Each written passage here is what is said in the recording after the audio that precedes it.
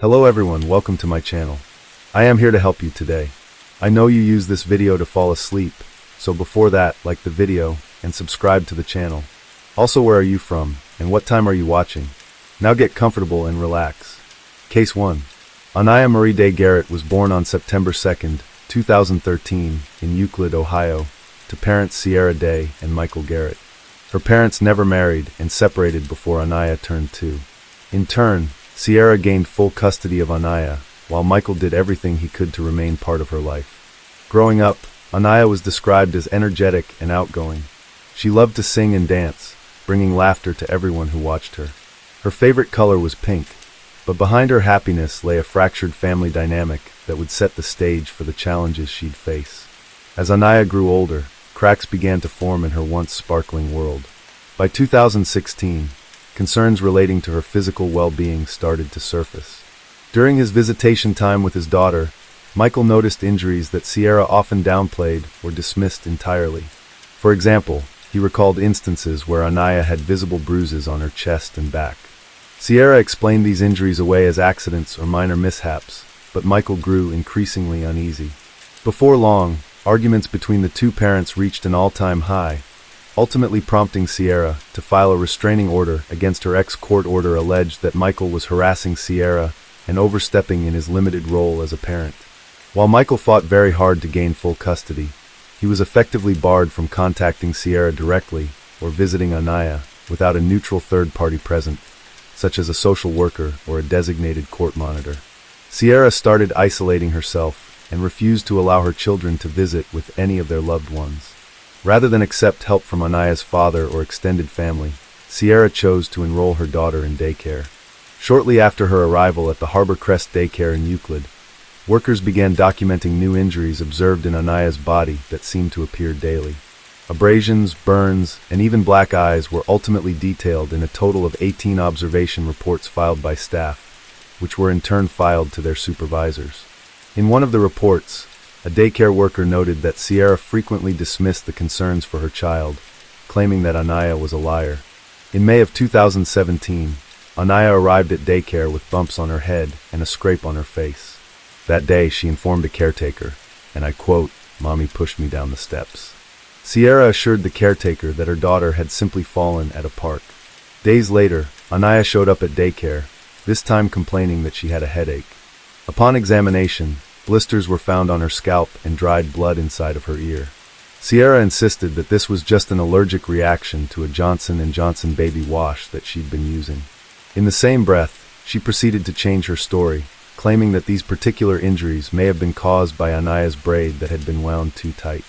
When Annayia was pulled aside, her story was much different than her mother's, insisting that, and I quote, "Mommy hit me. Mommy hurt me." As a result, the owner of the daycare facility notified the police, and Annayia was transported to the hospital for physical evaluation. Despite the multiple reports and medical treatment, Annayia was subsequently released back to her mother. Concerns for the little girl only grew when Sierra began dating a man named Deontay Lewis in July of 2017. While Deontay had no previous criminal record, 26-year-old who worked as a local security guard was the furthest thing from a protector, was incapable of keeping anyone safe, let alone Annayia. Family members described Deontay as controlling, and when he entered the picture, the family dynamic took a turn for the worse. While the child's biological father had been made aware of the reports, he also witnessed the violence firsthand. During a visit to the home in September of 2017, Michael discovered bruises on Annayya's chest and back. On a separate occasion, Michael took notice of a rotting tooth Annayia had been suffering with that had gone untreated. Michael subsequently photographed these injuries and filed his own report with the Cleveland police. Despite Michael's multiple petitions to the courts, expressing fears for his daughter's safety, law enforcement failed to take appropriate action, allowing the violence to continue unchecked. A few months later in December of 2017, the Cuyahoga County Department of Children and Family Services received an emergency referral regarding allegations of violence and neglect involving Annayia.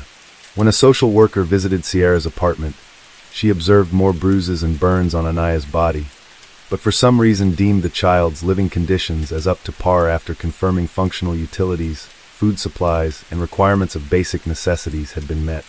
While law enforcement assured Annayia's father they were looking into the matter, the investigation did not escalate any further. Surely recognizing that she was under the distorted microscope of law enforcement, Sierra Day made the decision to transfer Annayia from Harbor Crest to a new daycare, one where she herself was employed. This was a preschool in Euclid called Get Ready, Set, Throw. By the time Annayia arrived at her new preschool, things had gotten much worse. Staff noticed that she appeared malnourished, sickly, and emotionally withdrawn. When confronted by her coworkers concerned that her daughter's weight was low, Sierra assured them that she was fine and had always been just a skinny child. Despite Annayia's condition that was worsening by the day, Sierra's mere presence as a teacher at Get Ready, Set, Grow facilitated an environment where she was able to better disguise the violence. Annayya's transition out of Harbor Crest and into her mother's workplace essentially shielded caregivers from properly documenting her daughter's injuries.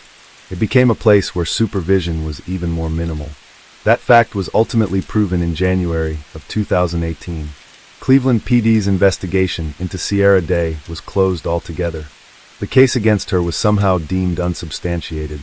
Despite hospital visits, photographic evidence, witness accounts, and even statements from Annayia herself, the 4-year-old was allowed to remain in a dangerous environment behind the closed doors at her mother's apartment. What happened over the next few weeks went ignored until it was far too late.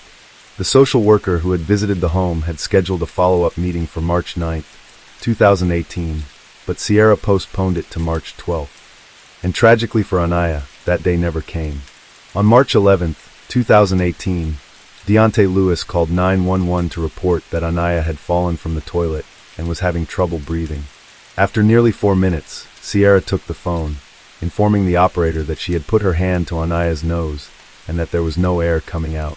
When the dispatcher ordered Sierra to administer CPR, there was no indication that either of the two adults followed her instructions. The dispatcher also noted how both Deontay and Sierra remained abnormally calm for the duration of the call. When paramedics arrived, they immediately noticed the heavy stench of bleach. In addition, Annayya's mattress had been stripped of its bedding, aside from one small fleece blanket, and smelled strongly of urine. Police also found court papers regarding Michael Garrett's custody battle torn up and thrown in the trash. Authorities also noticed a scarcity of food in the home, aside from 2 half-eaten Chipotle bowls discovered in the microwave. But the worst discovery is when 4-year-old Annayia was found dressed in winter clothing, lying on the floor underneath an air conditioner.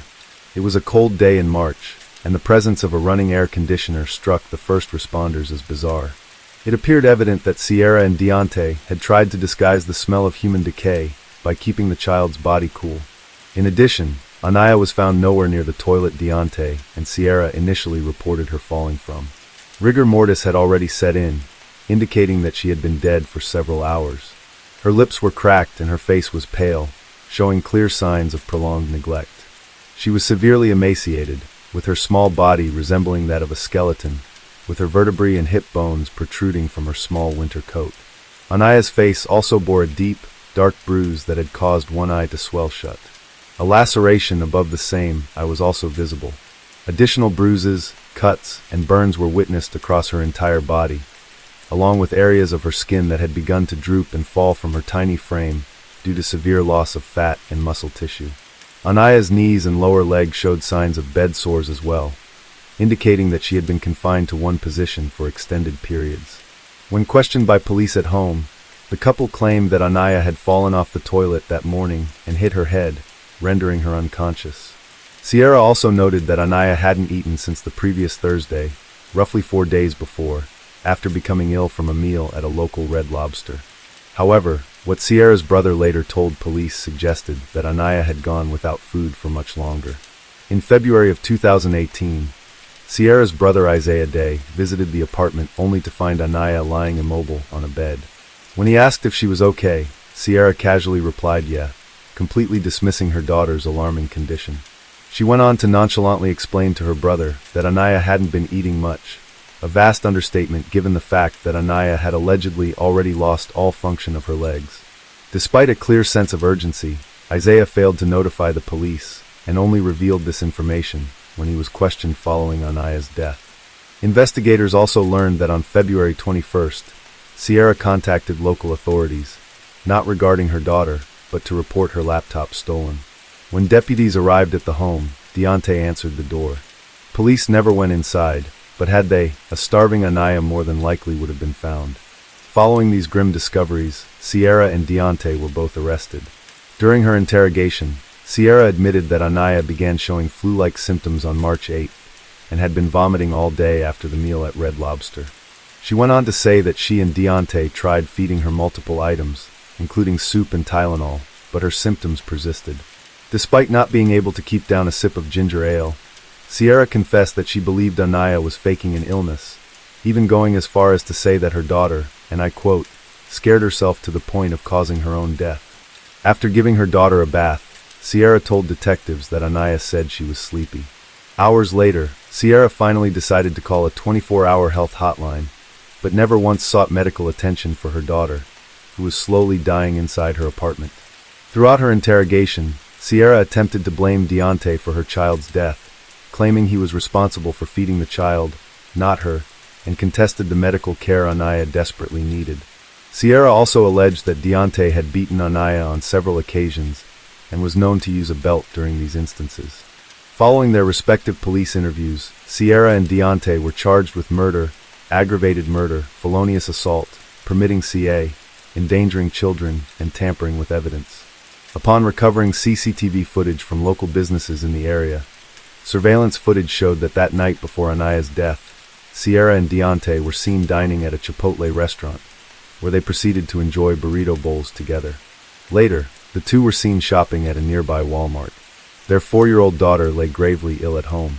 They were later witnessed purchasing snacks and other household items, including cleaning supplies, while Annayia lay dying. An autopsy later performed by Cuyahoga County Chief Deputy Medical Examiner, Dr. Joseph Fellow, confirmed the harrowing details surrounding Annayya's death. The examination pointed toward evidence of prolonged neglect and severe injuries spanning weeks. It was determined that Annayia weighed just 26 pounds at the time of her death, placing her in the 3rd percentile for her age. The medical examiner was also able to determine that the bruise on the right side of Annayya's forehead was approximately 1 week old, and that the black eye had been sustained roughly 2 days before her death. Phatisha was also found around her eyes, further evidence of her prolonged suffering before death. The autopsy also revealed a cerebral infarction caused by a subdural hematoma, consistent with blunt force trauma to the head. This hematoma had developed over weeks, leading to extensive brain damage, and a stroke that affected the left side of her brain, which controls the right side of the body. This trauma resulted in paralysis, impaired speech, and a decline in motor function. Dr. Fellow also documented signs of starvation, noting that Annayya's body had begun to consume itself. Her stomach lining showed ulcers from prolonged acid exposure due to a lack of food. Her pancreas was inflamed, and her lungs exhibited signs of collapse.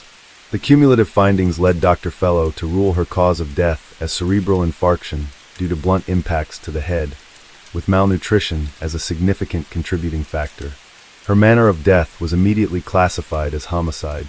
Upon analyzing the suspect's cell phones, authorities recovered a tape of Sierra and Deontay that was recorded at 3:28 p.m. on March 10, 2018, the day before Annayya's death. This was just one more disturbing detail, knowing that the 4-year-old was nearing her final moments, lying hopelessly in the other room. Justice for Annayia would finally come at trial when opening arguments began on February 28, 2019. The proceedings exposed the undeniable depth of the cruelty the little girl had endured long before she was left to die inside her mother's apartment. During the trial, the defense attempted to suggest that Annayya's injuries were either accidental or caused by external factors. However, their explanations were contradicted by the overwhelming medical evidence and a total of 37 testimonies from witnesses, including daycare workers, first responders, social workers, family members, and more. The paramedics on scene that fateful day took the stand, recounting Annayya's emaciated state to the jury. Additionally, the surveillance footage of Sierra and Deontay casually eating at local restaurants and shopping for bleach at Walmart were also presented in court. Those present in the courtroom noted that Sierra showed little emotion throughout the entirety of the trial, even when the graphic photos of Annayya's body were shown in the projector screen. This lack of visible remorse was cited by prosecutors as further evidence of both hers and her co-defendant's callousness. One of the most impactful moments at trial was the emotional testimony of Annayia's biological father, Michael Garrett. Michael graciously described his love for his daughter and his relentless but fruitless efforts to protect her. Michael also spoke about the last time he saw his daughter alive. During a supervised visit, he noticed how frail and withdrawn she was, a stark contrast to the bright and energetic little girl that he knew. He testified that Annayya's demeanor had changed drastically in her mother's custody, and even more so when Deontay came into her life. On the stand, Michael expressed his frustration with the state, a system solely responsible for protecting children, as well as the unwarranted restraining order Sierra had filed against him, which legally limited access to Annayia during a critical period where her life was clearly in danger. In the end, both Sierra Day and Deontay Lewis were convicted on all charges. During sentencing, the judge described the actions of both defendants as inhumane and unfathomable, emphasizing that Annayya's death was entirely preventable. As a result of the court proceedings, 24-year-old Sierra Day received a life sentence without the possibility of parole, while 27-year-old Deontay Lewis was sentenced to life with the possibility of parole after 20 years. Annayya's death forced the state of Ohio to confront its own negligence, and outrage turned to action as community members called for reform. Michael Garrett filed a wrongful death lawsuit against the Cuyahoga County Department of Children and Family Services, which alleged gross negligence and failure to protect Annayia despite repeated reports of violence and neglect. It detailed breakdowns in the system that allowed Annayia to remain in not one, but two state-regulated child care facilities. While the lawsuit sought financial compensation, more importantly, it aimed to bring attention to the urgent need for reform within CPS. Michael's legal team argued that had the state followed through on its duty to investigate and intervene, Annayia would still be alive today. As a result of an external investigation, the internal disciplinary letters and failed investigative efforts by local law enforcement came into focus, highlighting the gross lapses in oversight and protocol. The letters specifically drew attention to the blatant ignorance of Annayya's caseworkers, who repeatedly failed to follow up on allegations of violence, perform thorough investigations, or document key findings in compliance with agency policies. Among the findings were the multiple reports from Harborcrest Daycare detailing visible injuries on Annayia that were dismissed without proper investigation. The little to no collaboration between caseworkers and other professionals such as police, medical personnel, and daycare staff to verify the consistency of the allegations, and finally, that supervisors failed to ensure their teams adhere to protocols for handling suspected CA cases. This failure ultimately cost Annayia her life. At the end of the investigation into the agency, multiple employees were disciplined while others were terminated. As a result, CPS was forced to implement significant policy changes aimed at preventing similar tragedies involving children in the future. Additionally, the Ohio Department of Job and Family Services took significant action against the two daycare centers connected to Annayya's death, causing both Harborcrest Child Care and Get Ready, Set, Grow Preschool to close their doors indefinitely. As for Annayya's father, Michael Garrett, he was awarded a total of $3 million in damages in June of 2020, a decision that underscored the state's accountability and failure to protect 4-year-old Annayia Day Garrett. Annayya's life was commemorated with a farewell spanning 2 days. On Friday, March 16, 2018, a viewing was held from noon until 7 p.m., allowing loved ones and members of the community to pay their respects. Her father, Michael Garrett, tearfully reflected on her joy and innocence, describing her as a light in this world whose story must never be forgotten. The following day, on Saturday, March 17th, Annayya's funeral took place at River of Life Ministries in Euclid, Ohio. Attendees watched as her tiny pink casket adorned with a tiara traveled through the streets of Euclid in a horse-drawn carriage. It was both a celebration of her short life and a heartbreaking reminder of her tragic death. Her funeral not only honored her memory, but also served as a call for accountability to protect other children. Deontay Lewis later appealed his conviction and life sentence, arguing that his trial was unfair and that the evidence presented did not support the jury's findings. However, in 2022, the Ohio Court of Appeals denied his appeal, and both his conviction and sentence were upheld. It is beyond heart-wrenching to reflect on how Annayia Day Garrett, at only 4 years old, found the courage to speak up for herself repeatedly, bravely telling the adults in her life that she was in danger. From daycare workers to her father, she voiced the harm she experienced at home, pointing to her injuries and outwardly naming the source of her pain. Tragically, those cries for help were overlooked, ignored, or dismissed entirely. The system set in place to protect her simply failed her. Often, people highlight this one tragic fact involving child victims at the hands of their parents. That is that a child often cannot advocate for themselves or properly seek help. However, Annayia did everything in her power to advocate for herself. She knew she was in danger. She knew what her mother and her mother's boyfriend was doing to her was wrong. But as we've seen so many times, even when a child does try to seek help, many people do not take it seriously, especially those whose responsibility is to protect children in need. By the time anybody listened, it was too late. The vibrant little girl who had fought so hard to be heard has left silence forever. Annayya's story stands as a devastating reminder of the cost of inaction by the powers that be. Through the tireless efforts of her father and community advocates, Annayya's story continues to inspire change, a testament of hope that no child will ever suffer in silence again. Case 2. Mia Rudd was born in the early morning hours of October 12, 2023 in Owensboro, Kentucky. She was the fourth and youngest child born to Tesla Tucker and Cage Rudd. Her oldest sibling was about 6 years older, but the other two were barely toddlers when Mia was born. Mia's family called her Smiley due to her toothless baby smile, which was a common sight in the Tucker Rudd home. Her siblings were enamored with their new baby sister. Mia was especially close with her brother, who was a little over a year older than she was. He always knew how to make her laugh. By the time she was 8 months old, she was close to crawling and sitting up on her own. She had tufts of brown hair and green eyes. Mia was described as an ambitious and willing mind, tiny toes and a smile that was contagious, a beacon of hope, a bundle of sunshine from the very start. But while all seemed perfect from the outside, there were plenty of signs from the very start that Mia was in immediate danger. Tesla Tucker and Cage Rudd were married in January of 2015. Their first child, a girl, was born in the summer of 2017. They had a boy in 2021 and a girl in 2022, and finally Mia in 2023. Now, the couple were not well liked in their community. They lived in Reynolds Station, an unincorporated area in Kentucky, about 25 miles from Owensboro. Along with their general bad attitudes, it's said that Tesla and Cage were known for their reckless driving around the community. One resident claims they stole parts from his friend's car. The extended Tucker Rudd family were all known to the justice system. Mia's father Cage and grandfather Ricky Smith were both felons. Cage was previously charged for possessing and promoting illegal substances, and he pled guilty in March of 2024. Instead of serving time in custody, he was under supervised diversion for 1 year. Ricky also had previous drug offenses and was charged for violating his parole conditions. Her other grandfather, David Tucker, had court fines that went unpaid. Mia's maternal grandmother, Talitha Tucker, had theft and check fraud charges filed against her in Indiana. She evaded these charges by not showing up to her court dates. She was also charged for failure to maintain liability insurance in 2003, which she only served 5 days of a 180-day sentence.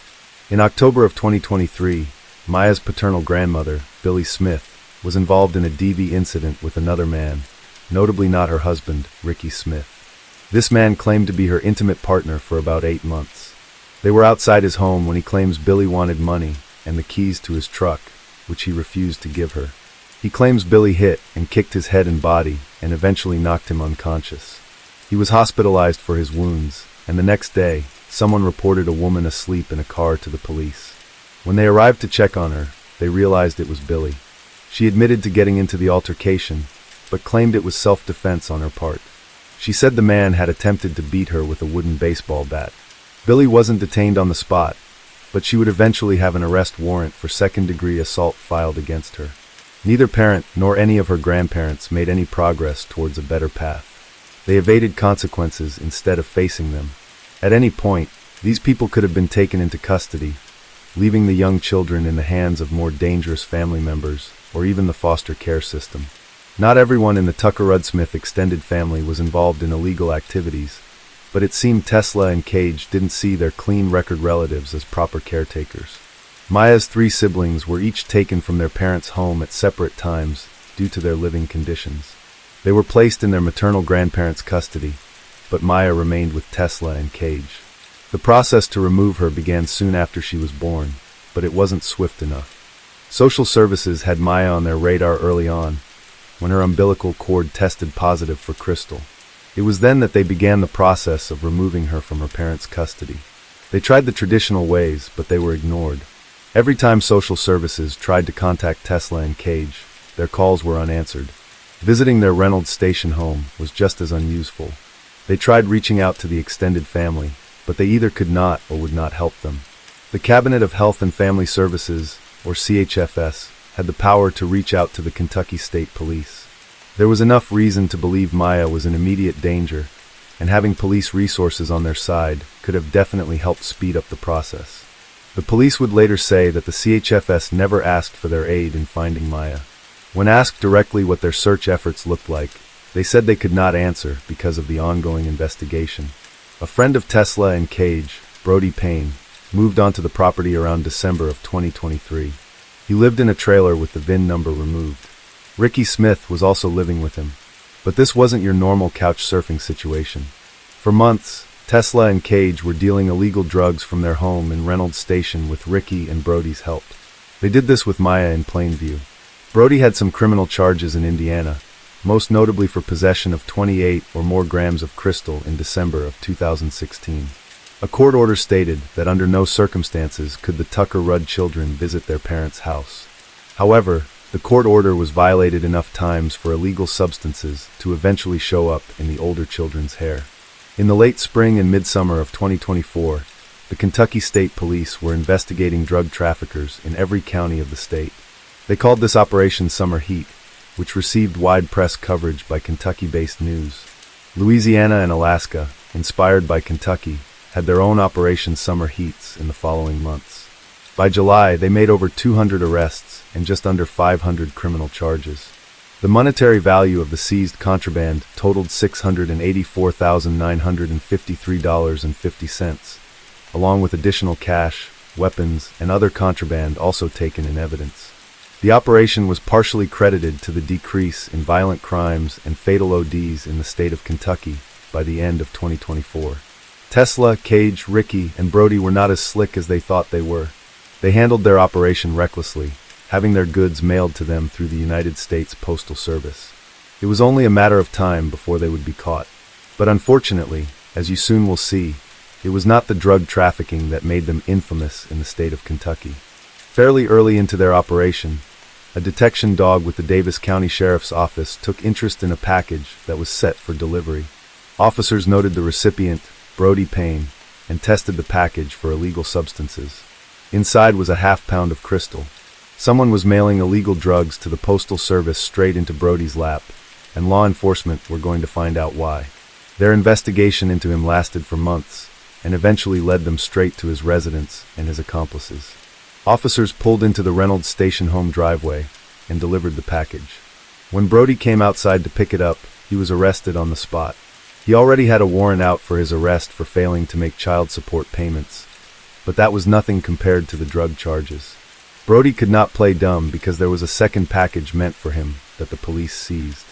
It had counterfeit drugs containing fentanyl and a powder-cutting agent. One package looks bad, but two looks worse. He was booked into the Davis County Detention Center on May 20th and charged with first-degree crystal trafficking, aggravated fentanyl trafficking, and purchase and possession of drug paraphernalia. His cash bond was set at $35,000. Maya was last seen by her extended family in April of 2024. In early June, Tesla's sister, Alexis, heard from grandmother Talitha that CPS had taken Maya away. Talitha believed this, or at least she pretended to. Alexis, however, was not convinced and contacted law enforcement for a wellness check for her 8-month-old niece. But per usual, the parents weren't home and nobody could get in contact with them. Investigators spoke to Talitha. She told them her daughter said that Maya was taken away by CPS on May 1st. Detectives followed this lead, but there were no records from CPS backing up the story. Brody was arrested in connection to a drug operation in the Reynolds Station home, and for nothing involving Maya's disappearance. But it didn't take long for police to put together that Brody was maintaining his illegal drug operation in the home of a missing infant. They thought that maybe there was a connection, and they were right. On June 6th, Tesla, Cage, and Ricky were found in a Super 8 motel with what law enforcement described as a multitude of really heavy street drugs. The room was in Cage's name. When investigators opened the door, Tesla was sitting on the bed with suspected fentanyl-laced pills within reach and in plain view. She also had Crystal stowed away in her purse. Ricky was on the couch next to a glass pipe and had Crystal in his pockets. All three of them were arrested, and upon being questioned, they said they didn't know where Mia was. The trio were charged with child abandonment along with drug possession. They were taken into custody at the Davis County Detention Center and held on $20,000 cash bonds. This is the same jail that Brody was in. During the booking process, Cage had weed confiscated from him. He claimed he had forgotten that he had it on him. The next day, the three had additional charges filed against them involving organized crime, CA, and drug trafficking. Ricky was also charged with owning firearms as a felon and named as a persistent felony offender. On June 9th, detectives visited Billy Smith in search of Mia. The baby wasn't with her grandmother, but Billy was brought into custody anyway due to the outstanding arrest warrants against her from October of 2023. If that wasn't bad enough, another man was arrested the moment officers pulled onto the property. This man, Timothy Roach, was arrested for trying to hide a prescription-only substance under a car. He had a long history of drug offenses prior to this arrest on the 9th. Both he and Billy were booked into the Ohio County Detention Center. The next day, Tesla, Cage, and Ricky had their arraignment hearing for the drug charges against them overseen by Judge Misty Miller of the 6th Judicial District. Later, Tesla and Cage were arraigned for Mia's abandonment and other drug charges by Judge Gregory Vincent of the 38th Judicial District. Ricky and Timothy were also arraigned before Judge Vincent the very same day. Since Mia was a vulnerable, helpless baby less than 1 year old, locating her was obviously top priority. They scoured the wooded area surrounding her parents' house and the nearby cemetery. They pulled out all the stops, even bringing out cadaver dogs and publishing a tip line. Neighbors and members of the community joined the search effort. They didn't care much for Tesla and Cage, and most people didn't even know they had a fourth infant child. But they were willing to put their dislike on hold while the baby girl was missing. On June 12th, law enforcement returned to the home of Mia's maternal grandparents, David and Talitha Tucker, with a search warrant. Once again, Mia was not there, but the couple was arrested for their unrelated outstanding warrants. As we mentioned earlier, Talitha had theft and fraud charges against her in the state of Indiana, and David had unpaid court fines. They were held in the Davis County Detention Center. Police also took their electronics into evidence. Mia's sisters and brother were promptly whisked away to safety. The following day, Brody Payne had more charges filed against him. In addition to the possession of illegal substances, he was charged with trafficking them, participating in organized crime, and wanton endangerment. Neither Tesla nor Cage cooperated with detectives. They insisted Mia was taken away by child services. They sent officers on a fool's errand despite knowing exactly what happened to their baby. The grandparents didn't help either, and the extended family were completely in the dark. This period of uncertainty frightened the community. They thought they lived in a safe place with kind neighbors, so Mia's disappearance shook them to their core. There was no evidence of Mia being alive or dead. If it was the latter, law enforcement suspected she would be in the wooded area behind her parents' home or in a nearby cemetery on a hill. They failed to find anything with the cadaver dogs alone, so they made plans to return with more specialized equipment. The Ohio County Coroner's Office also joined in the efforts. Horry King, the public affairs officer for the Kentucky State Police, made it clear that the coroner's office's involvement didn't necessarily mean that Mia was dead. However, he didn't mince words with the press. He said, "We're very hopeful and optimistic that we would find her alive. Maybe perhaps a family member has her, but the longer this goes on, the more grim it seems." He also said this case was an example of how illicit street drugs can destroy lives and cause the erosion of our community. Officer King also criticized the family for their uncooperative behavior throughout the investigation, saying, "It's completely sad that you have a family that goes this deep in the family tree that's not willing to cooperate with the baby's investigation. It's saddening, and I can't say that I've quite seen it like this before." At 1:15 p.m. on June 14th, 1 week after she went missing, Mia was found. She hadn't gone far. In fact, she was still in her home. Law enforcement found a black Adidas duffel bag in the entry room of the house. There was some debris over the bag indicating an attempt to hide it. Officers opened the bag, and everyone's worst fears came true. Mia was already decomposing. She was so unrecognizable that no one could even tell if it was her. A transport vehicle brought her to the Louisville Regional Office of the Medical Examiner for further investigation. You didn't need to be an expert detective to see that the Reynolds Station house was not suitable for a child, much less an infant. The residence was filthy and dangerous with illegal substances, paraphernalia, and weapons found by investigators. One officer found a bag tainted with crystal only inches away from Maya's crib. Initial searches left the property largely undisturbed, but there were so many illegal drugs and residue inside the house that the police were worried their officers would OD just from staying inside the house for too long. Investigators had to take several precautions before searching the interior. This included sterilizing the house before performing the search. It took multiple search warrants and visits from the police to get the house safe enough for a thorough investigation. It's not reported how or if this affected the crime scene, but it demonstrates how bad the environment was. If the police were worried for the health and safety of their trained officers, imagine what that house could do to an 8-month-old infant girl. In total, 8 people were arrested during the search for Maya. Her parents, Tesla and Cage, maternal grandparents, Talitha and David, paternal grandparents, Ricky and Billy, along with Brody Payne and Timothy Roach. After the remains were confirmed to belong to Maya, 4 of those 8 arrested were charged for her mistreatment and abandonment: Tesla Tucker, Cage Rudd, Ricky Smith and Brody Payne. Maya's cause of death is still undetermined even after all the time that has passed. Her body was too decomposed for medical professionals to come to an accurate conclusion. Despite this, the coroner's office labeled her death a homicide. The state coroner's office said in their report, based on information provided to me and post-mortem examination findings, the cause of death in this 8-month-old female, Maya Rudd, is undetermined. The advanced state of decomposition precluded an optimum examination. Given the scene, circumstances, and autopsy findings, the manner of death is best classified as homicide. More detailed results wouldn't come until months later.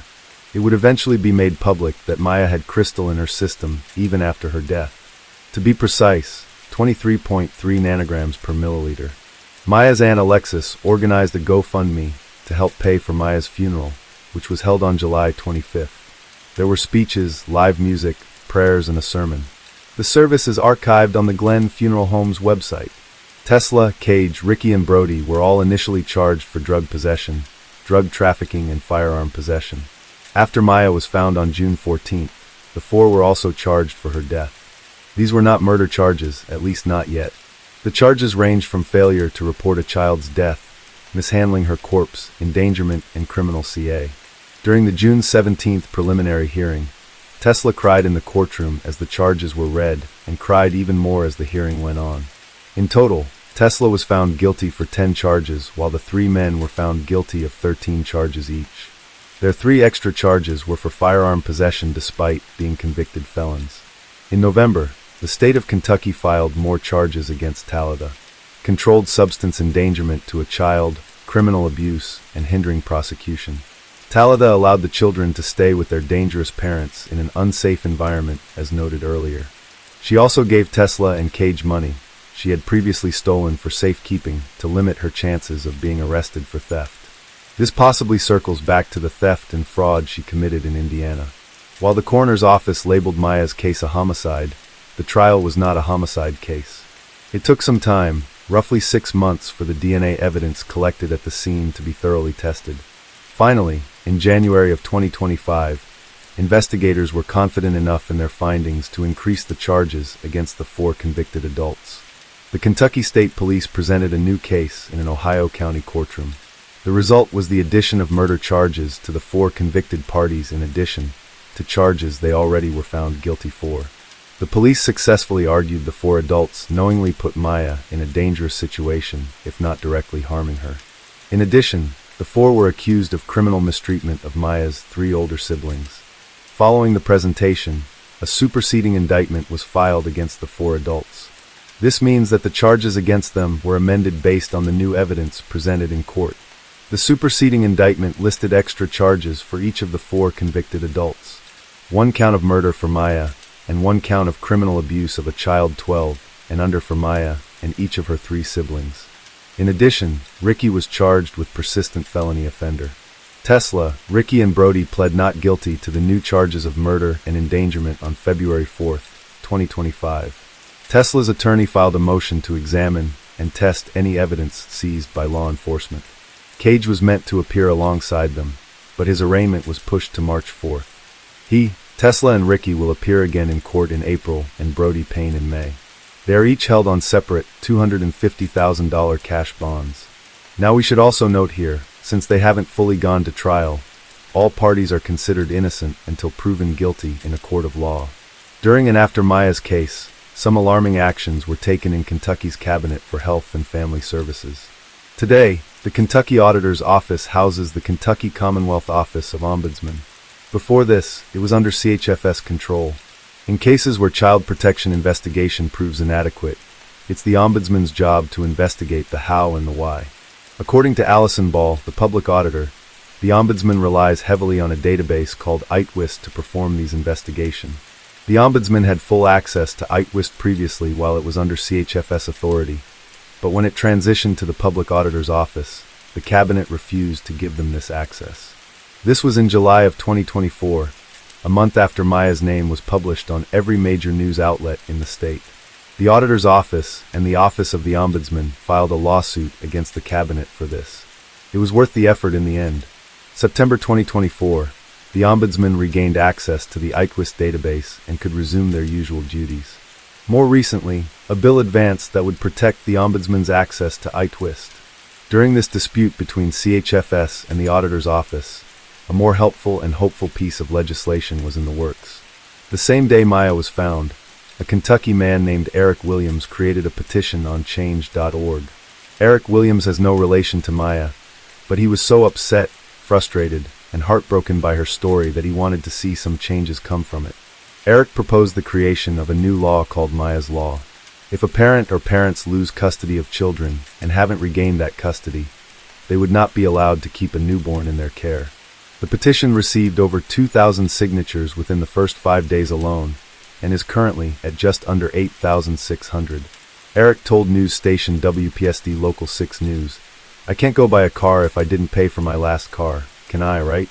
I can't go adopt a dog if I was found of animal abuse. But how come I can leave with a brand new baby when I lost my previous ones?" Eric made it clear he didn't want to separate families, but to protect vulnerable children like Maya and her siblings. The people's call for action did not go unheard. Kentucky State Representative Myron Dossett sponsored Baby Maya's Law, officially called House Bill 574. It was approved by the House Standing Committee on February 20th, 2025, and will be brought before the main floor for further approval. Currently, the wording of the bill states, if anyone knows of a child born to a parent or parents who have A, lost custody of other children and haven't regained that custody, or B, have ongoing cases of mistreatment of children against them, they must report those parents to the authorities. 2023, before Maya's passing, discussions for a similar bill began, but ultimately never came to fruition. One of the parties involved was Heather Gray, executive director of the Joy Closet, a non-profit organization that aids Kentucky's foster children. Representative Dossett was also part of the discussions for this earlier bill, so Heather was easily able to reach out to him about Baby Maya's Law. While it is sad it took the death of an 8-month-old little girl for such measures to be taken at all, Heather and the others at the Joy Closet are grateful to see change being made. Representative Dossett said about the bill, "When a child is born to parents who already have their children in someone else's custody due to neglect or abuse, the state should intervene and ensure that the child is safe and cared for. I believe in second chances, but there is no second chance for a child who passes away due to abuse or neglect. We have to put children's safety first and ensure that the parents are proactively changing their lives for the better before any child, especially a newborn, is returned to their custody." The 3 older children are now in the care of their aunt Alexis and her boyfriend John. In an interview with WPSD Local 6 News, Alexis recalled the day she learned that Maya was found. "And they told me they found her. I was like, okay, is she okay? And it was not okay. She wasn't okay. And I lost a little piece of me that day. It was hard. They intend to raise Maya's siblings in their home with their own children." Alexis and John shared the following with reporters. "They deserve way better than they have been given. And I want to give them the best life that they deserve." Alexis and John elected to take on her sister's 3 kids, Maya's siblings, to raise along with their own. The goal, to hopefully make them a permanent fixture. We may not be their actual parents, but we will fill that void. We're going to love them like we're their actual parents. We're going to make sure that, they are taken care of. They get the best education possible. They get to do whatever they want to do. And they can just enjoy their life as kids. They don't deserve this. Case 3. Tabasha was born on January 8, 1981 in Bakersfield, California, to parents Gwendolyn Page Crowells and Willie Johnson. She was 30 years old at the time of our story. Jordan Criado's family, however, had abandoned him long before our story took place. Jordan was born in 1960 and was 21 years older than his wife. Tabasha and her mother shared a close bond. Gwendolyn recalled how her daughter would often call her late at night to talk and crack jokes. Gwendolyn would also sing songs with her grandchildren while on the phone. Jordan and Tabasha had 4 children. They welcomed their first, Elijah, on February 24, 2004, followed by Isaac, born just over a year later on February 27, 2005. The third youngest, Andrew, was born on May 12, 2006, and finally, Aurora was born on January 13, 2009.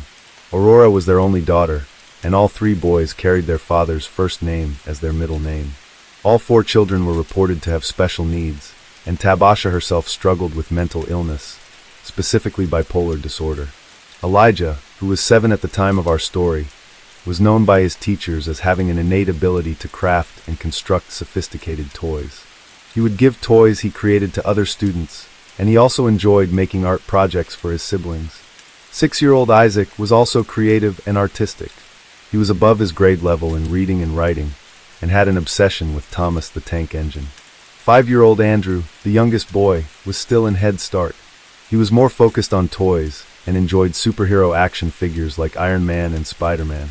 He also enjoyed playing with Hot Wheels cars. 2-year-old Aurora, the youngest and still very much the baby of the family, was an early Head Start. She was said to have loved Barbie dolls. 12-year-old Madison Grease, who had babysat for the Criado family, said of the children, they were all very loving. The boys were hyper, but they listened to me really good. She said of their parents, Tabby was really nice. I got a good vibe off her. Dad was kind of creepy. Tabasha had met Jordan at a community college in Bakersfield, California, after she had gotten out of the Navy. She married him despite knowing he had been sentenced to 20 years in prison in December of 1989 for the essay of his ex-wife's 3 daughters in Sacramento County. Jordan had been arrested and pled guilty in August of 1990 to 8 counts of lewd and acts with a child under 14. Jordan had also gone back to jail at one point for 91 days for failing to register as an offender, which he was required to do by law no matter where he lived. Jordan's reputation was permanently stained, and for very good reason. It was no secret to the public that he committed such heinous acts against young children.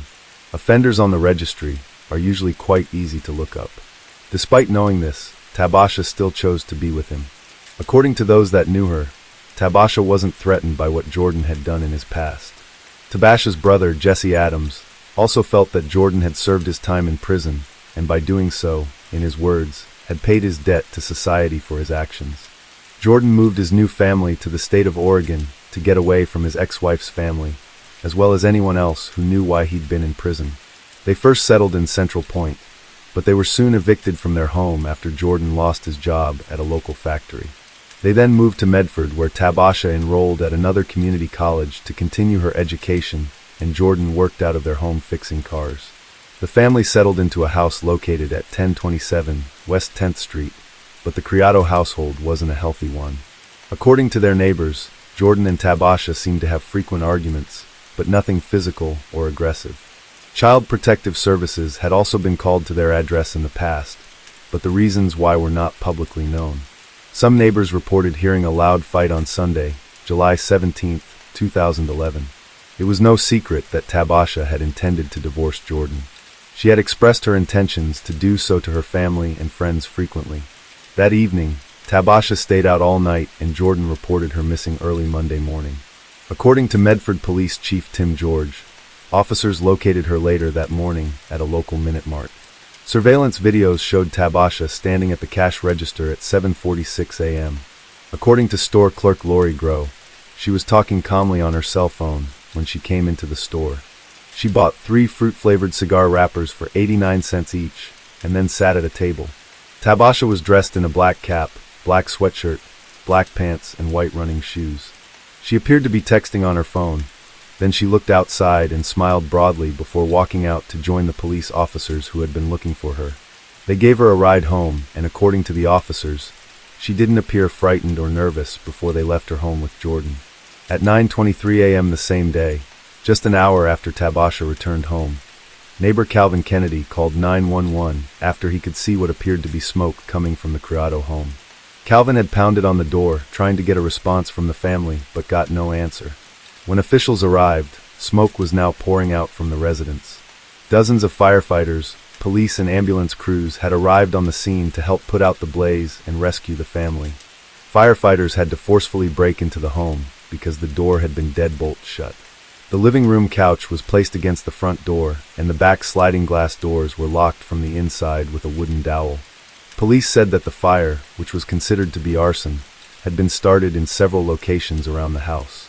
The first victim was evacuated from the home 16 minutes after the 911 call was placed, last a few minutes later at 9:43 a.m. First responders worked in an average attempt to resuscitate the family in their front yard. The lawn resembled a war zone made into an emergency triage unit as rescue personnel searched for pulses, removed their bloody clothing, and performed CPR. First responders discovered stab wounds on Tabasha and all of the 3 little boys. They were able to get a pulse on 2 of the children at the scene. They were later pronounced dead at the hospital. Tabasha and her 4 children were gone. Jordan was the only member of the family that survived. He was taken to the hospital unconscious from smoke inhalation. Police quickly zeroed in on the father to be the sole perpetrator and made plans to arrest him as soon as he was well enough to leave the hospital. One firefighter told investigators that when they located Jordan, he was holding a bloody kitchen knife. The entire family was found in the master bedroom while the firefighters entered the building to pull them out. The master bedroom was where one of the 4 fires had been set. At autopsy, authorities uncovered chilling evidence. Jordan had given the 4 children large doses of melatonin before the violence took place. Aurora, the youngest of the children, had 4 times the recommended dose in her system. Giving the children melatonin to lull them to sleep pointed to premeditation.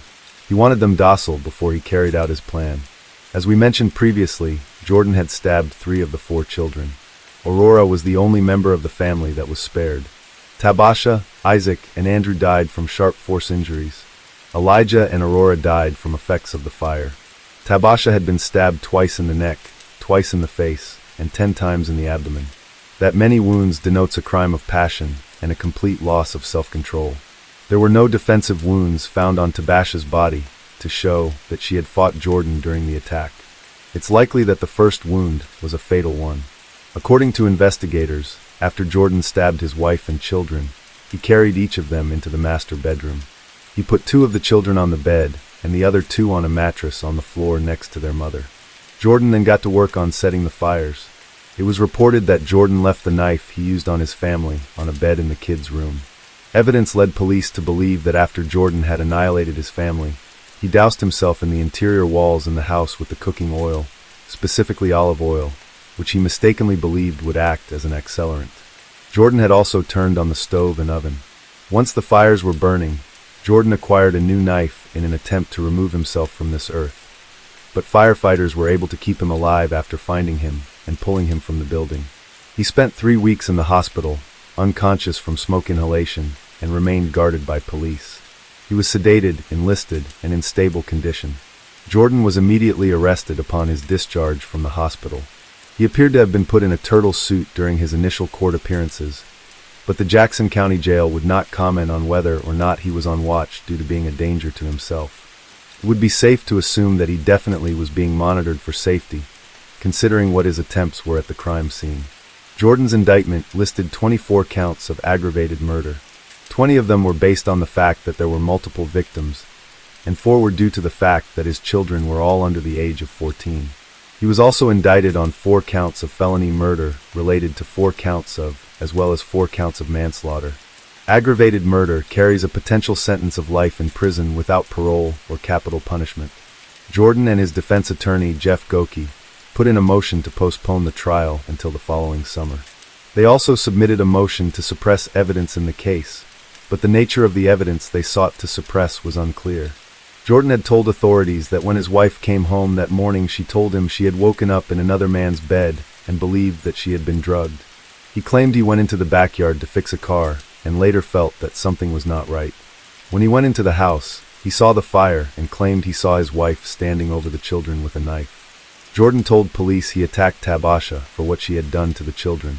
He said, "She was a broken woman. I had no right to take her life, but I did not kill my babies. When they needed me the most, I wasn't there. I knew she was not well, but I never thought she would hurt the babies." Now, this defense is surprisingly not as uncommon as you think.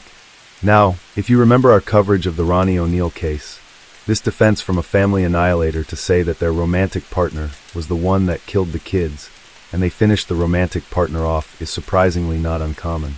Like Jordan, Ronnie had the same defense at trial. District Attorney Beth Heckert, however, described Jordan's behavior as selfish, controlling, and jealous, and said that he had killed his entire family and tried to remove himself from this earth rather than let his wife leave him behind for another man. Judge Mejia believed that Jordan was delusional, and that the evidence extensively showed that Jordan had killed his entire family in a fit of jealous rage after learning his wife had spent the night with another man. He had set fire to the house. He said Jordan could not or would not accept the shame of murdering his own children, so he blamed Tabasha to paint her as the unstable one and absolve himself of his guilt. Fortunately, Jordan survived and would be forced to continue living with the knowledge of what he had done for the rest of his life. Jordan eventually entered what's known as an Alford plea to 4 counts of aggravated murder and 1 of arson. That means that while he does not admit guilt, he acknowledged that there was enough evidence to convict him. The Alford plea saved the Oregon court system the hassle and the hefty cost of a lengthy trial. In return, prosecutors did not pursue capital punishment and recommended life in prison without the possibility of parole. Willie Johnson, Tabasha's biological father, who now goes by the name Marzek Zayad, was hit particularly hard by the events of the tragedy. Marzek never got to meet his youngest daughter in person. He claimed that he had an affair with her mother, but he didn't even know he had a daughter for a long time. He said that he wasn't listed on her birth certificate, but the family resemblance was clear. Tabasha's mother eventually acknowledged his paternity. Early attempts to meet his newly discovered daughter in person had failed many times. 6 months before the tragedy, Marzek had reconnected with Tabasha on Facebook. They had begun talking on the phone regularly and were working towards establishing a connection. The night before the murders, the conversation between them was about the overdue family reunion. According to Marzek, "Tabasha was my baby. We were planning for me to come out for a visit. We were going to have a barbecue." The whole family was getting happy. But father and daughter never got to reconnect because of what Jordan had done. He did, however, have some happy memories to hold on to. He lovingly recalled, "The sweetest word I ever heard in my life came from Aurora's mouth. She called me Grandpa." Dressed in a black suit at Jordan's sentencing, Marzek said he himself was a victim of family violence several times over, which included the murders of his own 2 sisters. He added that Jordan was not solely to blame. He also blamed the California prison system, where Jordan did time for the essay of his first wife's daughter. The grieving father claimed that they too had a hand in what Jordan had become, saying, "Jordan wasn't released from prison. Jordan was unleashed on society."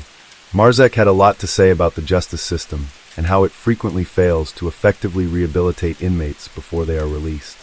Marzek had personal experience dealing with the justice system himself. He had spent several years in prison following a shooting in his California home in 1990. Marzek claimed he was trying to get his stepson's friend out of his house by scaring him with a shotgun. His friend was a gang member who brought drugs into his home. There was a struggle, and the gun went off. Marzek's conviction was overturned several years later by an appeals court ruling that his case had to be retried or sentenced commuted to voluntary manslaughter. This offense carried a 10-year maximum sentence, which was less than the number of years he had already spent in prison. While Marzek's appeal was working its way through the system, he had the opportunity to speak with his fellow inmates about what brought them to prison, how to turn the violence around to lead healthier lives. He said, "I've seen all sides. I've sat with murderers on death row. They've told me things they never told their attorneys or their psychiatrists because I was in the same fix as them." Marzek was released from prison on July 18, 2002. Sadly, the 10th anniversary of his release happened to fall on the 1-year anniversary of the Criado killings. He said, "I'm just sick of all kinds of family violence. Anything I can do to stop family violence, I am ready, willing, and able to try. Tabasha's family did not want Jordan sentenced to death. According to Marzek, the death penalty won't do nothing but reward him. Tabasha's family wants Jordan to accept responsibility for what he has done and spend the remainder of his life atoning for his sins and potentially saving others from this pain. While Jordan shamefully averted his gaze, Marzek said he hoped his son-in-law would do something positive in prison to make up for his many crimes, adding, "Yes, I would like to see Jordan locked up for life, but I would like to see what he can become." Marzek urged everyone to do what they could to end family violence, stating, "You may be the next victim, and I don't want you to feel what I'm feeling. Selfishness is what got him where he is. You're responsible for the sins you do. He needs to see beyond the misery he is facing. He needs to purify his soul and make something positive come out of this. He may be able to get his sins lifted and get to paradise." Despite everything, Marzek believed in forgiveness and redemption. Jordan can be an excellent instrument in promoting programs that would help other inmates in prison not to come out and do the things he has come out and do. Tabasha's brother, Jesse Adams, also looked to his faith to make sense of this tragedy and to comfort in the idea that God had taken Tabash and her children to a better place. Jesse found guidance in the Bible as a means to forgive Jordan, such as Ephesians 4.31, which reads, "Let all bitterness, wrath, and anger, and clamor, and evil speaking be put away from you with all the malice, and be kind to one another, tender-hearted, forgiving to one another, even as Christ God has forgiven us." At a news conference, Jesse shared that his family was in chaos trying to make sense of the loss, but were working on the path to forgiving Jordan. Jesse acknowledged that Jordan and Tabasha had been struggling as a couple, stating, "We knew she wanted a divorce. We knew Tabasha would work on her own time, her own pace. She obviously didn't see anything coming or felt threatened. At the end of the day, we have to trust in her decisions, the way she decided to handle things." Jesse added, "And if you guys are listening up there, we love you, Tabasha, Elijah, Isaac, Andrew, and Aurora. May the rest of your days be in happiness with God." I've been asked, what was my sister like? The first thing that comes to mind is she's extraordinary and full of life. She was wise beyond her years and a good mother, a good friend to all who knew her. No matter how bad the situation was, she always found the good in the midst of it. She was always willing to help anybody who was in need, and her kids were the driving force for the happiness in her life. She loved and cherished them like no other. We are saddened, angry, and hurt, confused, and stricken with grief over the loss of my sister and the kids. We have unanswered questions for Jordan, such as why and what can make all of this come together and happen. Although we are angry and hurt, we realize we all have to forgive him in order for us to begin to heal. In no way, no shape, no form do we agree with the actions that took place or condone it. But in order for us to heal, we must forgive. Tabasha's uncle, Melvin Page, told reporters there was even more family history that was hauntingly similar to what had happened to his niece. 28 years ago, an aunt named Carmela Page was murdered. She was stabbed 22 times by her boyfriend in Denver, Colorado. The boyfriend tried to flee but was ultimately arrested. It is no wonder that the family, especially Marza, was invested in the prevention of family violence. The family thanked the Oregon Department of Justice, first responders, and community members. Their donations helped the family pay for funeral expenses and counseling. The Page Criado Memorial Fund was set up through Bank of America, with excess donations being donated to Dunhouse Outreach. This is an organization that helps victims of family violence in Medford, Oregon. The funeral was held on Saturday, July 30th, 2011, at St. John Missionary Baptist Church in Bakersfield, California. The caskets of Tabasha Page Criado and her children were placed side by side. Hundreds of people paid their respects and condolences. They were buried and laid to rest at their final resting place of Union Cemetery. A candlelight vigil was held in Medford's Hawthorne Park. Flowers and stuffed animals were placed along the sidewalk in front of the Criado home before it was demolished in 2012. Among the mementos was a 2-page letter which reads in part, "So though we now know your name is Tabasha, to us, you'll always be the tall, beautiful black lady with the gigantic smile. Signed, your West Medford family." On the 1-year anniversary of the fire, several of Tabasha's family members shared memories of her and her children with news channel KTVL 10. Tabasha was so out of the box, always laughter, she always had jokes. Tabasha Criado's family takes a look back before the tragedy, remembering Tabasha's goofy personality. They're calling, at 1 o'clock in the morning to tell you something funny. Also on their minds, her 4 children who were taken too soon. God received 5 angels a year ago today. Just remembering the good things, the smiles and the laughter, those are the kind of things that you think about and you hold on to. But as the family tries to focus on the good times, they can't forget. It is still sad, and we're still struggling with the thought that they're not here. Tabasha's brother has spent the last year coping with the loss in his own way. Last year, Jesse Adams asked the community to forgive Kira Criado for the crimes he suspected of. No way, no shape, no form do we agree with the actions that took place or condone it. But in order for us to heal, we must forgive. Now he's taking his feelings and moving on. He's going to school to be a paramedic. He wanted to find a way that he can also maybe save some lives or give back and do so in their memory. Family members say Tabasha and her children are in a better place. We're finding comfort that we know where they are at, and we will see him again one day. Case 4. 18-year-old Mia McQuillin isn't like a lot of young women that we cover here on this channel. She was part of an affluent family and grew up in Bend, Oregon, living in a $1 million bungalow.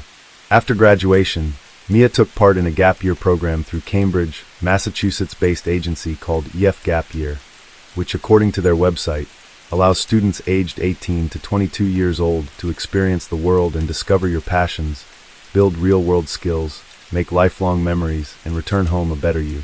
Now, this program didn't come without a steep price tag. For this experience, you'd be expected to shell out between $19,500 to $24,750 for a semester and $43,750 for the full year. Now, for those who chose the full gap year experience, you'd get to travel all over the world. I'm not even joking. Participants would start by exploring England, France, Italy, Switzerland, Germany, and the Czech Republic before hopping a flight to Australia and then Thailand. And this was just one semester. After winter break, travelers get to enjoy 12 more weeks of adventure. Now, from what we can piece together based on that schedule and available news sources, it appears that Mia was starting her adventure during semester 2. However, she would never make it past France. Mia and her traveling companions were staying at the Ibis Styles Hotel in Paris, located off of Rue de la Croix Saint-Simon in the city's 20th district. At around 6 a.m. on Monday, February 24th, 2025, tragedy struck. Unbeknownst to her fellow travelers, Mia had been hiding a secret. She was pregnant. Although the details remain unclear at this time, several news outlets have reported that Mia gave birth to a baby in her hotel room. Rather than ask for help or contact emergency services, she did the unthinkable. Mia wrapped the newborn in a towel with the umbilical cord still attached and flung him from a second-story window where he landed in a trash can. However, some reports have claimed that the baby boy was moved to the trash can. According to a hotel worker that witnessed the events, it was still early this Monday morning. Around 6 a.m., this little piece of Paris woke up in the middle of a nightmare. I get chills just thinking about it. It's awful. She had to give birth in the room. She wrapped the baby in a towel and threw him out the window. He was still alive when he left with the emergency services, but he is dead. We wonder what happened. It must be a denial of pregnancy. A woman named Maria, who works as a caretaker in a building opposite the hotel, told reporters, and I quote, "There were police cars and ambulances. We thought it might be gang-related, but when we learned what had happened, we were devastated. I've lived here for over 30 years, and it's a quiet neighborhood with very few tourists. It's so sad." Allegedly, witnesses heard screams, which led them to contact emergency services. Although first responders rushed the baby to a Parisian children's hospital called the Necker, where they tried their absolute best to save this baby's life. Sadly, he was pronounced dead at 7:45 a.m. Mia was rushed to the Robert Debris Hospital to undergo what sources are referring to as an operation following childbirth. Afterwards, she was placed in police custody and charged with child murder. According to The Guardian, French authorities are investigating the case as a homicide of a minor younger than 15 years old. The publication also outlined that authorities are considering the possibility of what is known as pregnancy denial, a condition in which a woman remains unaware of or in denial about her pregnancy until labor. We'll get into our thoughts on that a little later in our story. The U.S. Embassy in Paris told reporters that they were aware of the situation and were closely monitoring the case and added, "We are deeply saddened to learn of the recent tragedy involving the loss of a young life." EF Gap Year spokesman Adam Bickelman released the following statement to the New York Post, where they said the agency was, and I quote, deeply shocked and saddened by this tragic event. We are fully cooperating with local authorities as they continue their investigation. Counseling support has been offered to all group members, and we are extending our support to the impacted families. According to the Daily Mail, Mia's story is eerily similar to that of a German woman, Katarina Jovanovic, who was found guilty of manslaughter at the Heilbronn District Court on July 3, 2024. According to the publication, Katarina flung her newborn baby out her apartment window, where she fell nearly 12 feet to the ground, all because she was worried that a baby would ruin her career as an executive at Porsche's legal department. Now, initially, Katarina admitted to her crime, but once the case went to trial, suddenly she didn't realize that she'd been pregnant the whole time. However, the prosecution wasn't buying any of it, and according to reports, accused her of murder in deliberately concealing her pregnancy from colleagues and neighbors.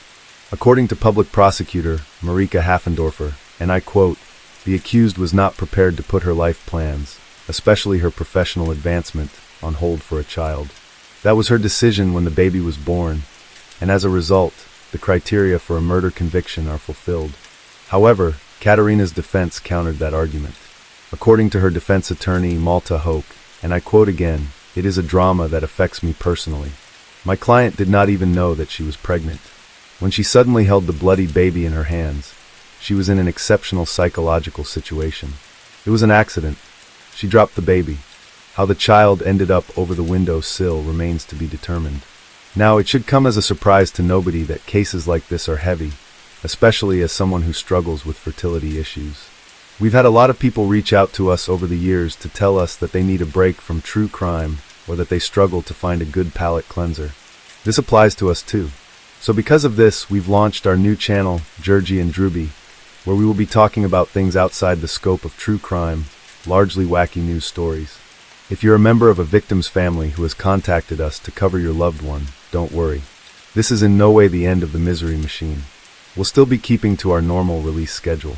But to be completely transparent, when you keep seeing cases with the same exact problems and trends over and over, where a life could have been easily saved had somebody spoken up, or if CPS didn't let children fall through the cracks who were in danger with a thoroughly documented history of evidence, and it seems like nobody is doing anything about it, it can be pretty tough on your mental health. So having an outlet to make lighter content is really needed from time to time. So if you're somebody who is understandably burnt out on true crime, but still wants to stick with us for lighter topics, we'd love to see you over there. The link will be in the pinned comment and description, so you can subscribe after this video. So anyway, let's get back to it. So what is denial of pregnancy? Well, according to medical journals, it's when a woman is unaware of or unable to accept that she is pregnant. It can occur due to a number of reasons, including mental health, substance misuse, or a history of loss. Pregnancy denial is classified as either psychotic or non-psychotic. Psychotic denial is when the mother vastly misinterprets pregnancy symptoms, such as believing fetal movements are things like cancer or a blood clot. Usually women classified with psychotic denial have a history of chronic mental illness. It also isn't uncommon for women with psychotic denial to go back and forth between accepting and denying that they are pregnant. For non-psychotic denial, there are 3 subtypes, which include affective denial, which is when the mother intellectually recognizes she's pregnant, but doesn't experience the emotional changes. Those experiencing affective denial are unlikely to take care of themselves or the fetus during pregnancy. Affective denial accounts for roughly half of those who experience non-psychotic pregnancy denial. There's also pervasive denial. This is when the mother appears to be completely and utterly unaware of her pregnancy. This tends to last until the 3rd trimester, but some mothers will experience this right up to the moment of delivery. As such, some medical journals will label this as pervasive denial until delivery. Then finally, there is persistent denial. In our research, some medical journals describe persistent and pervasive denial as virtually the same thing. However, one key distinction I saw published in this article in the Journal of the Royal Society of Medicine is, and I quote, "Persistent denial occurs when women discover their pregnancy in the 3rd trimester, yet fail to seek antenatal care." Basically, a mother finds out they are pregnant in the 3rd trimester and decides not to seek any care until they go into labor. Now, risk factors include being a young mother, having a history of psychiatric episodes, not being well educated, precarious employment, and the possibility of being a single mother. According to the same article in the Journal of the Royal Society of Medicine, and I quote, "Denial of pregnancy is more common than expected, with an incidence at 20 weeks gestation of approximately 1 in 475. The proportion of cases persisting until delivery is about 1 in 2,500. They go on to note that consequences of denial of pregnancy can include psychological distress, unassisted delivery, and neonaticide.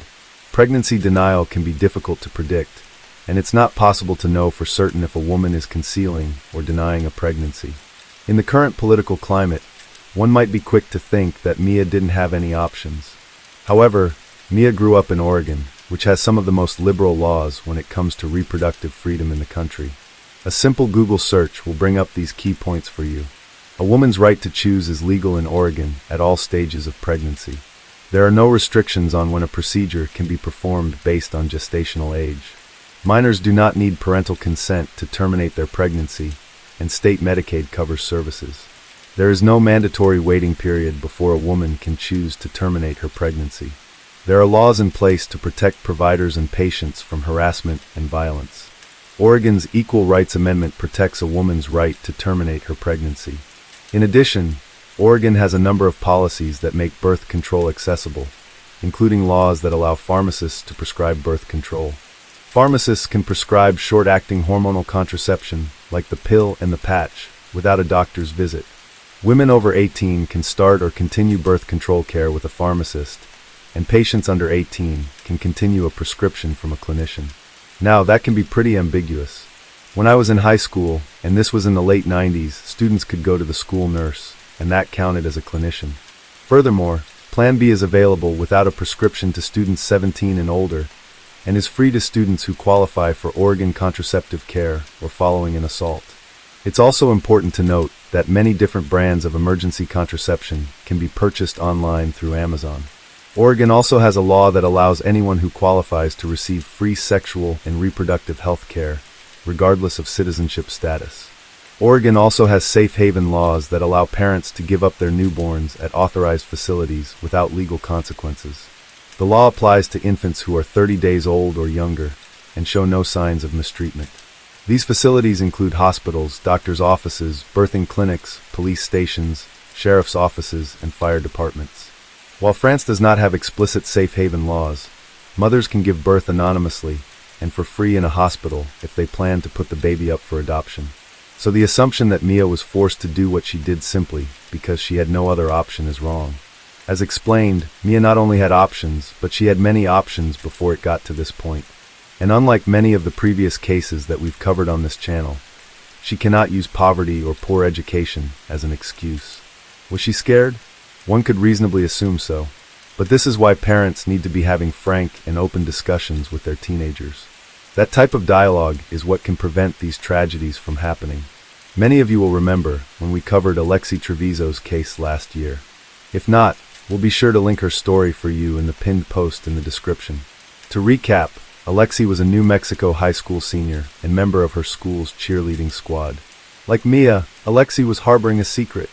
Instead of coming clean, she went about her business as usual, cheering at basketball games, attending her senior prom with the baby's father, and getting ready to attend college at the New Mexico State University in Las Cruces in the fall. When she eventually went into labor, she still couldn't face reality.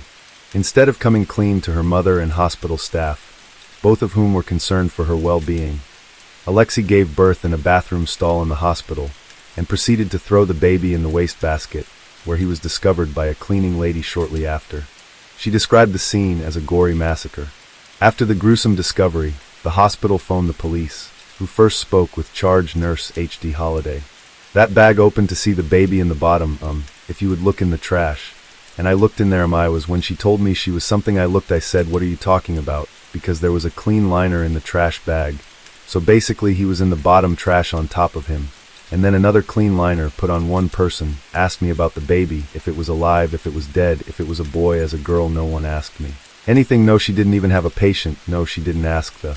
Only thing she started doing was crying, and started talking about she didn't know what to do, there was no concern for the baby. No one asked me any questions about the baby, not even the family members. When I went out there and talked to them, did they say, normally people, I would think, would say, was it a boy, a girl? No one asked me one question about the baby at all. I don't even know what to say. I've never seen anything like it. I've seen women that are only married or not married, but I'm pregnant for 6 weeks, and they lose their baby, and they're a mess. That girl went into that bathroom, made no sounds at all, and a baby came out of her. And I don't even know how she functioned. That way, the only thing that upsets me the most is I understand she was scared, and I think her mother had a big dynamic on her. And I understand that. I think her mother was probably pretty controlling. I don't know that, I'm just speculation, but she gave me no chance to save that baby. I had no chance. And that's not what I do. My job is to save lives. And I had no chance on that baby. She gave me no chance. And we are a facility that you can drop the baby off, no questions asked. I don't even, you can just leave the baby and go. I don't care, as long as you bring the baby to safely. You're not one of those type of hospitals. So it's hard to fathom what was going on in her mind. Finally, the police, along with hospital staff, proceeded to confront Alexei and her mother about what they had found in the bathroom. We discovered a dead baby in the bathroom. Oh my gosh, I'm sorry, Lexi. I told you about this. I just asked you, baby, to tell me the truth. Scared. What did you do to it? Okay, stop right here. Do you guys have, I'm the charge nurse. Or if you guys have any questions for me, like how big is the baby? It's full term. What, 9 months, Lexi? Have you watched the news of the girls that what they do to their babies and what they go to jail? Any other questions? Okay. So as of right now, I'm going to say this, we're going to have the detectives come over here and they're going to talk to you. Okay. We have to gather some more information about what's going on. Don't get your statement. They're going to get the doctor's statements. They're going to get everybody's statements. Okay. So I don't know everything yet. Okay. So I'm not going to tell you right now. Right now she's being detained, so she's not going to leave from here at all, period. Okay.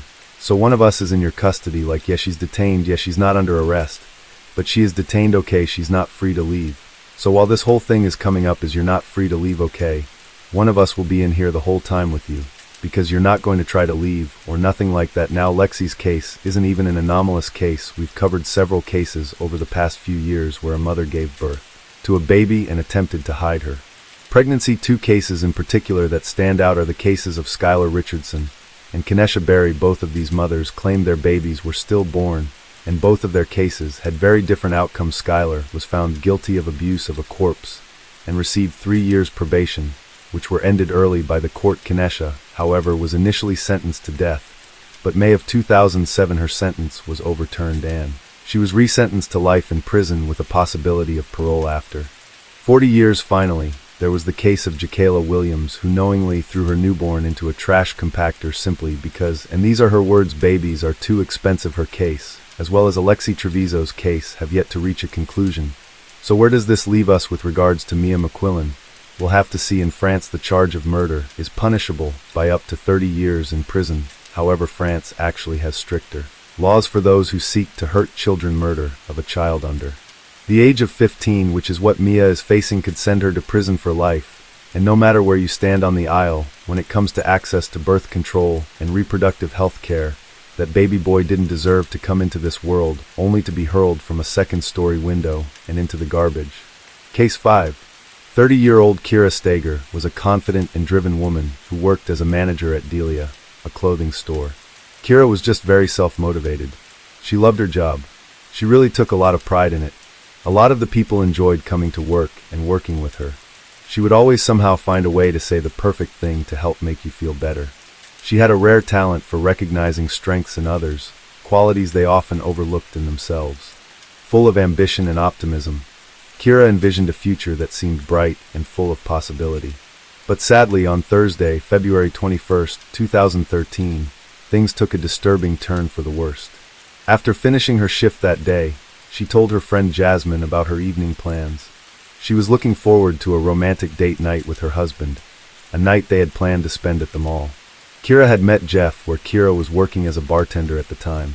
She moved to Minnesota with Jeff.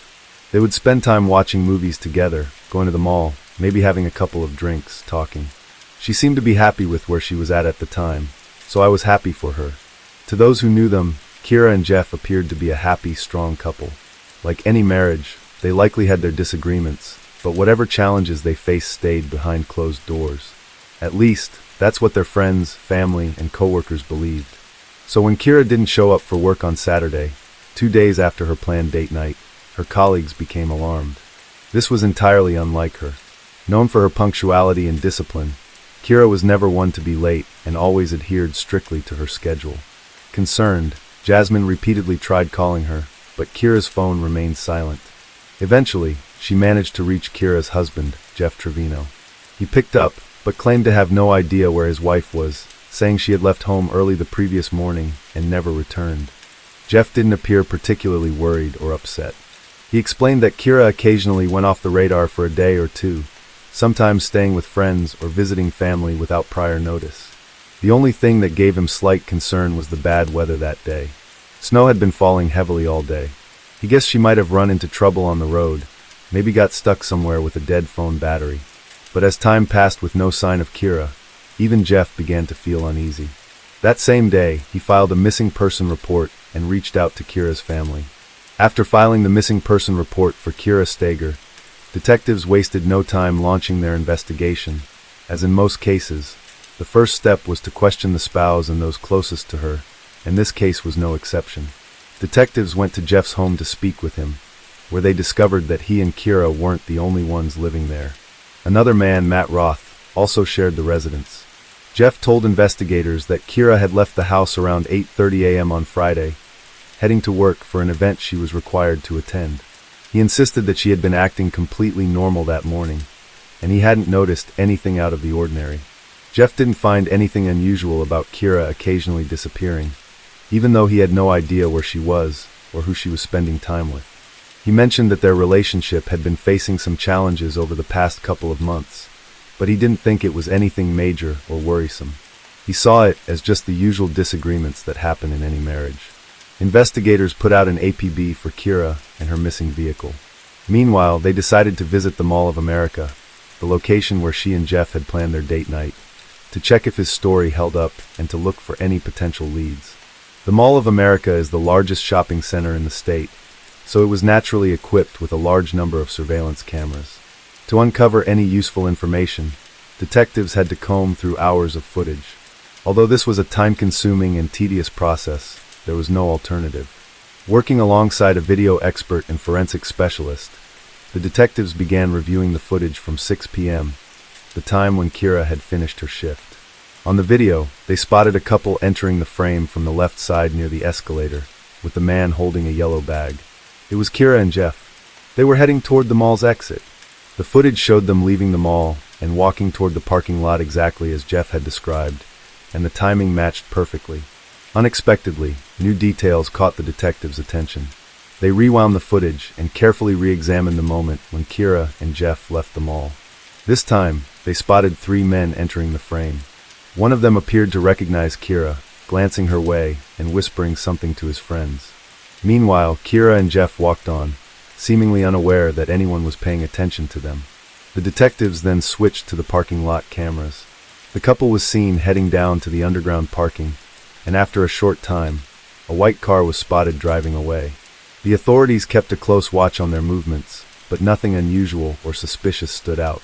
Jeff had said that Kira was driving their white Chevy Cobalt when they left the mall. However, the footage didn't reveal who was behind the wheel or show the car's license plate. Based on the time on the video and the camera's position, forensic experts concluded that the car leaving the parking lot was indeed Kira's. Jeff said their evening ended with a cozy family movie night at home, and everything went smoothly without any hint of trouble. Their neighbor Matt Roth was also at home that night. Since Matt lived in the basement of the same building, the detectives wanted to talk to him to see if he had seen or heard anything unusual between Thursday and Friday. Additionally, they were curious to hear what Matt might have to say about the dynamics of Kira and Jeff's relationship. Matt mentioned that he saw Jeff and Kira that evening, but didn't want to disturb them. He went to his basement apartment, lay down on his bed, and slept peacefully through the night. The next morning, he got up as usual, left the house, and didn't notice anything unusual. Matt's account aligned perfectly with Jeff's, so there was no reason to doubt the accuracy of his account. As time passed, the worry for Kira's safety only intensified. With no updates from her and growing frustrated with the lack of progress, her family decided to travel to the Twin Cities. They were determined to do whatever they could to help with the investigation. As Kira's family handed out missing person flyers, investigators remained focused on their work. One of their main priorities was questioning neighbors in the area, a strategy that quickly paid off. A neighbor pointed them to a house across the street, which had a surveillance camera mounted on its facade. The camera could pan left and right, providing a clear view of the street where Kira and Jeff lived. She suggested they speak with the homeowner. Following her lead, detectives approached the man, obtained the surveillance footage, and brought it back to the station for review. Meanwhile, Kira's cell phone records threw up a new lead. Using their law enforcement connections, officers traced the information to a man named Ryan Wendt. At that moment, he was out of state, driving through a snowstorm on his way to Colorado. This was a pretty important person of interest. This is someone that was romantically involved with Kira, that had left the state around the time that she disappeared. It could have been nothing more than a coincidence, but there was also a chance that his sudden departure could seal something far much bigger. The detectives had to get to the bottom of it. They quickly tracked down Ryan and asked him to come in for questioning. He agreed without hesitation. When did you first meet Kira? Sometime in November, I believe, when I was looking for a new store manager. We talked off and on. Did you develop like a personal relationship? Yeah, I would say I did, yeah. Other than the impression that she was going through a pretty significant divorce. The last time I saw her was Sunday prior to her disappearance. According to Wendt, the last time he spoke with Kira was while driving to Colorado. Along the way, they exchanged messages. Do you have your record of text messages with Ryan? Yeah.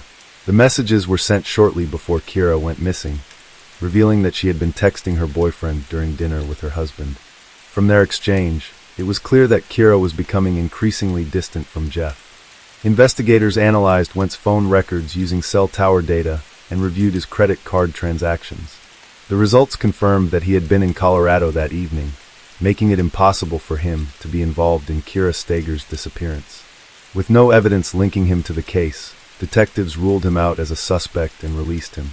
The timestamps on the messages showed that Kira had continued texting Ryan even after returning home with Jeff. However, after 11:44 p.m., the messages abruptly stopped. At the same time, another team of detectives, working alongside a video expert, began reviewing footage from a neighbor's security camera. We want to know when did she leave, because that's the next time we'll potentially be seeing her alive. The camera covered a large portion of the street by continuously panning left and right, which made reviewing the footage significantly more challenging. Even if something suspicious appeared, it would only be visible for a brief moment before the camera shifted focus. Because of this, Jeff and Kira's house was only in view for a short time when the camera moved to the right, positioned at the very edge of the frame. Going through this footage was a painstaking process. Forensic experts had to carefully examine each individual frame, as there was no way to predict when something crucial to the investigation might occur. Finally, something unusual caught their attention near the house. After 2 a.m., a car appeared on the footage, its shape merging into a bright blur due to the heavy snowfall. The car moved in an odd way, almost as if it were reversing, trying to get closer to the house. The poor quality of the footage made it hard to fully understand what was happening at that moment. However, at 9:21 a.m., Kira's Chevy can be seen driving away, which matches Jeff's earlier account. Unfortunately, the video doesn't reveal who was driving. Early that morning, luck was finally on the side of the Bloomington Police Department. The Mall of America has huge parking ramps, and a visitor noticed a car that had been sitting in the same spot for an unusually long time. Finding it suspicious, they called for a tow truck. The driver arrived and began inspecting the vehicle. At first, nothing seemed out of the ordinary, but just as he was about to hook it up, he saw what appeared to be blood. He immediately contacted the local authorities. Bloomington police got a hold of St. Paul police to coordinate their efforts. When officers arrived at the parking lot, they identified the vehicle. It was Kira's car. It appeared to be blood on the outside of the car. Not a lot of blood, but just some smudges. Behind the car was this grass area that just sort of went downhill. Laying in the grass was this piece of material.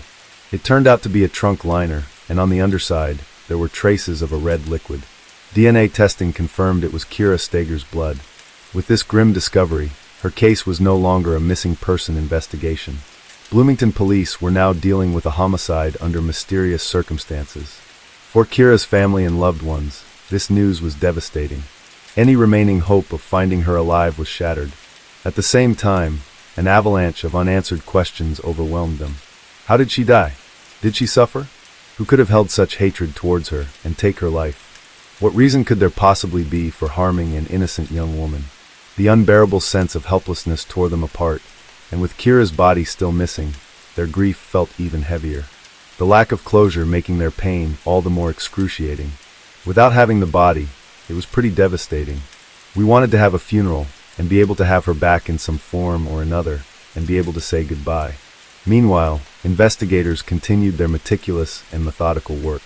After locating Kira's car in the parking lot, their next priority was determining how and when it got there, and most importantly, who had driven it.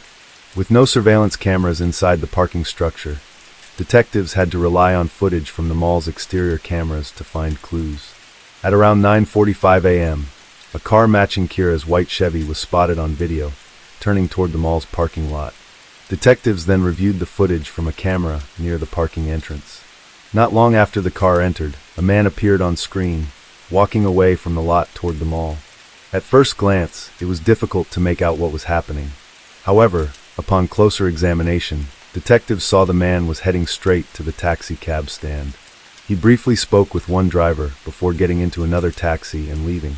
Detectives immediately set out to identify which company operated the taxis stationed outside the mall. This cab company were equipped with GPS tracking devices, and they tracked it, not Jeff and Kira's block, but the next block over. Investigators returned to the moving camera from Jeff and Kira's neighbor, hoping to spot the taxi. The video review began at 10:40 a.m. Finally, a taxi appeared on the footage, driving past Kira and Jeff's house. It entered the frame from their direction and continued down the street without stopping, at least not anywhere visible on camera. Moments later, an unidentified person came into view. It appeared they had exited the same taxi a few streets away from Kira's home. One striking detail stood out. Their hoodie featured a distinct pattern on it, possibly a logo or emblem, though the footage was too grainy to make out the exact design. Detectives followed the individual's movements as he made his way directly toward Jeff and Kira's house. Then, in a brief but significant moment, the person was caught on camera again, this time standing right at the front door. Now, investigators had two critical questions. Who was this person, and why did he put Kira's vehicle with blood at the Mall of America? Naturally, Jeff became a prime suspect, but proving that he had done something illegal was difficult. The investigators had no choice but to take the next logical step, securing a warrant to search the house for any potential evidence that might still be there. It's unclear why this wasn't done at the beginning of the investigation. From the outside, and even inside, the house seemed completely normal with 3 small bedrooms. Forensic experts carefully examined every inch of the place. Soon enough, their hard work paid off. Right beside the edge of the bed, they discovered a stain, some kind of dried liquid. It strongly resembled blood. Similar stains were also found on the mattress. Forensic specialists sprayed luminol to uncover any hidden or faint traces, and you won't believe what they found. The entire carpet lit up with spots, revealing stains in the bedroom, hallway, kitchen, and even on the stairs. It was also evident that the perpetrator had attempted to clean the carpet, likely using a vacuum cleaner in an effort to erase the evidence. All of these stains were identified as Kira's blood. Along with searching the house, the police also inspected Jeff's SUV. No blood or signs of a struggle were found. However, they did find something interesting. A receipt showing a payment made with a card for gasoline at a local gas station. The transaction occurred exactly an hour and 40 minutes before Kira's car was left at the Mall of America parking lot. Why did Jeff go to the gas station at 8 a.m.? And more importantly, why hadn't he mentioned this to the investigators? The police decided to visit the gas station to do what? That's right, to review the surveillance footage. On their way to the station, the investigators had already developed a theory about what happened that fateful night, though it still needed to be verified. The footage showed Jeff filling up his car, withdrawing cash from an ATM, and then heading back outside. The video quality was excellent, his face was easy to identify, and it was clear what he was wearing. He had on the same sweatshirt with a large pattern on the chest as the person seen on the neighbor's security camera. With this new evidence, Jeff Trevino became the prime suspect in Kira Steger's murder, and he was soon brought in for questioning. Kira's body had not been found, and no one knew where she was. While investigators strongly suspected she was dead, they needed more concrete proof. I'm going to use my right to remain silent until I can speak to my attorney. In the end, Jeff chose to remain silent during the interrogation, a choice that was both frustrating and disheartening. We don't have as much evidence as we want. but we have enough to charge him and hope that we would be able to find additional evidence. To prove murder, you have to prove that somebody is dead. We didn't have Kira or her body, and it was a huge problem. Using dental records, the body was identified as Kira Steger. Kira had been put in the river without any clothes. There was an injury on Kira's forehead, and then on her right hand, her pointer finger had been snapped, and it was a fresh break. There was no healing, so that happened before she died. It was clear it was a fresh break, with no signs of healing, indicating that it happened before her death. With this new information, the detectives began to piece together a theory of the tragic events that occurred that evening. Kira had spent the evening with her husband, but throughout the night, she was continuously texting her boyfriend. She did so both during dinner at the mall and after returning home. Most likely, her actions didn't go unnoticed by Jeff. From the start of the evening, he began feeling increasingly hurt and angry toward Kira. Initially, he tried to casually ask who she was messaging so much, but when Kira refused to show him her texts, he lost control. In his rage, he grabbed her arm and forcefully took her phone, breaking her finger in the process. But that wasn't enough for him. He then struck Kira on the head with a glass, causing the wound on her forehead. Then, Jeff calmly used a pillow to suffocate Kira, cutting off her air supply. Realizing the crime he had committed, he quickly worked to erase any evidence, putting together a plan to hide the evidence. He moved Kira's car closer to the house, placed her body in the trunk, and drove to a river where he discarded it in the water. The following morning, he withdrew some cash, preparing to take a taxi back home. Afterward, he drove Kira's car to the Mall of America and left it there. He then took a taxi, which brought him almost to his doorstep. Through all of his actions, Jeff tried to make it seem like nothing unusual had happened and that he had no involvement in his wife's disappearance. But as we all know, sooner or later, everyone must face the consequences of their actions. On November 25, 2013, Jeff Trevino was convicted of the second-degree murder of his wife, Kira Steger, and was sentenced to 27.5 years in prison. Kira will always be remembered by those who loved her as a kind and bright person who brought joy and optimism to everyone around her, always willing to support anyone in need. And that's why I will never feel that loved ever again. Case 6. 50-year-old Michelle Summers lies motionless in the bathtub. Unable to comprehend her mother's disturbing state, panic and desperation take hold as Ada screams for her father to help. Martin bursts into the bedroom upon hearing his child's desperate cries, only to find Michelle slumped over in the bathtub and Ada crying uncontrollably. To shield Ada from further distress, he instructs her to seek help from the neighbors. Once Ada leaves, Martin immediately dials emergency services while desperately administering CPR to his wife. Pleasantville Police Department. I need an ambulance right now. Okay, what's the problem, sir? Sir, what's wrong? I've fallen in the bathtub. Who's in the bathtub? Who's in the bathtub? My wife. Okay, is she conscious? She's not. I'm a physician. Okay, sir. Sir, I need you to calm down. Sir, I can't understand you, okay? Can you calm down just a little bit? Okay, your wife is unconscious? She is unconscious. She's underwater. Okay, did you get her out of the water? I did. I couldn't lift her. I let the water out. She's under the water. She's under the water? She's under the water now. Call the emergency ambulance. Okay, is she breathing at all? She's not. Okay, sir, the ambulance has been paged. They're on their way, okay? Do not hang up. What? Sir? The operator is left clueless as the line goes suddenly dead. Frantic to trace the address, the operator reaches out to a colleague for help. Was it 305? Did he get west or south? He didn't. And we tried to get that out of him, and then he didn't connect it, and nothing came up on our caller ID. Okay, I know it's a gayness community we have, so I know. Okay, I wonder. Could it have been 3305 Milk Street, I wonder? It could have been. It sounds like he said 305, because he said 305. I cut the 305 at once. Yeah, it's 3005 Milk Street, okay. 3005 Milk Street? Yeah, do you have a callback number by chance? No, we didn't. Okay, let's call for a screen. No name or nothing. No. Okay. Okay, alright, thanks. Uh-huh. When the operator calls Martin back, she realizes that the situation has spiraled into something far more dire. Oh, why would an adult female be? Hello. Sir, this is 911. Can I help you? I need help right now. Sir, they're on their way. Is your wife breathing? She is not. I am a physician. I've got CPR in progress. You're doing CPR. Do you know?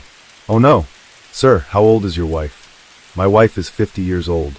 She just had surgery here a couple days or a week ago. What kind of surgery did she have? She had a facelift. She had a facelift? Yes. Okay, do you know how to do CPR? I am doing it. Okay, do not. Despite the line going dead again, help is on the way. On the other end, Martin's neighbors, Christy and Doug Daniels, rush back with Ada to help him. As the medical staff continues to revive Michelle, Martin reaches out to his older daughter, Alexis, and informs her of the tragic accident. He said, "Your mom, she's in the tub. She's not breathing. I've called an ambulance." And then he hung up. But before Alexis could fly home, Michelle is pronounced dead moments after her transfer to the hospital. The autopsy and police reports provide conclusive evidence that Michelle's passing was a result of a heart attack. But when Alexis arrives, she struggles to accept the cause behind her mother's passing. Her apprehensions stemmed from a haunting request her mother had made during their last meeting, a plea tied to a dark, long-buried secret that had stretched far into the past. But who is Michelle? According to her sister, she is the best kind of sister anyone could ever wish for. She entered different pageants. She won Homecoming Queen. And she did modeling. She was an exchange student over in Switzerland. She excelled at everything. After meeting at a singles event at a California church, Michelle and Martin eloped almost immediately to get married. The marriage grew fulfilling each day as the couple welcomed 4 children. It's now 11:45 in the morning. We're waiting for our doctor, Stephen Williams, to come and induce Michelle. This will be our 3rd baby. Guess who's here, Rachel? Hey, that's your new sister. Rachel, Vanessa, Alexis, and Damien in just 5 years. Martin fast-tracked his medical degree and residency, completing both in just 4 years. By 1987, he was working as a physician in the ER, and was known for his generosity, often advising patients free of charge who couldn't afford it. His career peaked when the Utah governor appointed him as medical director of the Utah Development Center. He also served as an LDS bishop, further cementing his respected status in the community. Martin and Michelle were seen as the ideal family, admired, well-respected, with devoted children. Martin was their role model, while Michelle was their unwavering pillar of support. Driven by their desire for a larger family, the couple adopts 4 more children, Giselle, Ella, and Sabrina from Ukraine, and Ada, who's actually their granddaughter. But behind the facade of success and devotion lay secrets that would unravel everything. Indoors, the couple's marriage was a battleground of frequent clashes when Michelle caught Martin watching explicit content. Each time she confronted Martin about his concerning habits and behavior, he threatened to end his life, forcing Michelle to bury the issues. For years, the couple hid the turmoil from the children and the community. Yet, the truth can only remain hidden for so long. When Martin turned 50, his behavior took a sharp turn. The sudden change was impossible to ignore, and the older children noticed something was off about their father. When my father turned 50, he started acting very strangely. I thought he was just going through a midlife crisis at first. He became just very obsessed with losing weight and his appearance. He'd go into tanning salons. He lost weight. He lost weight.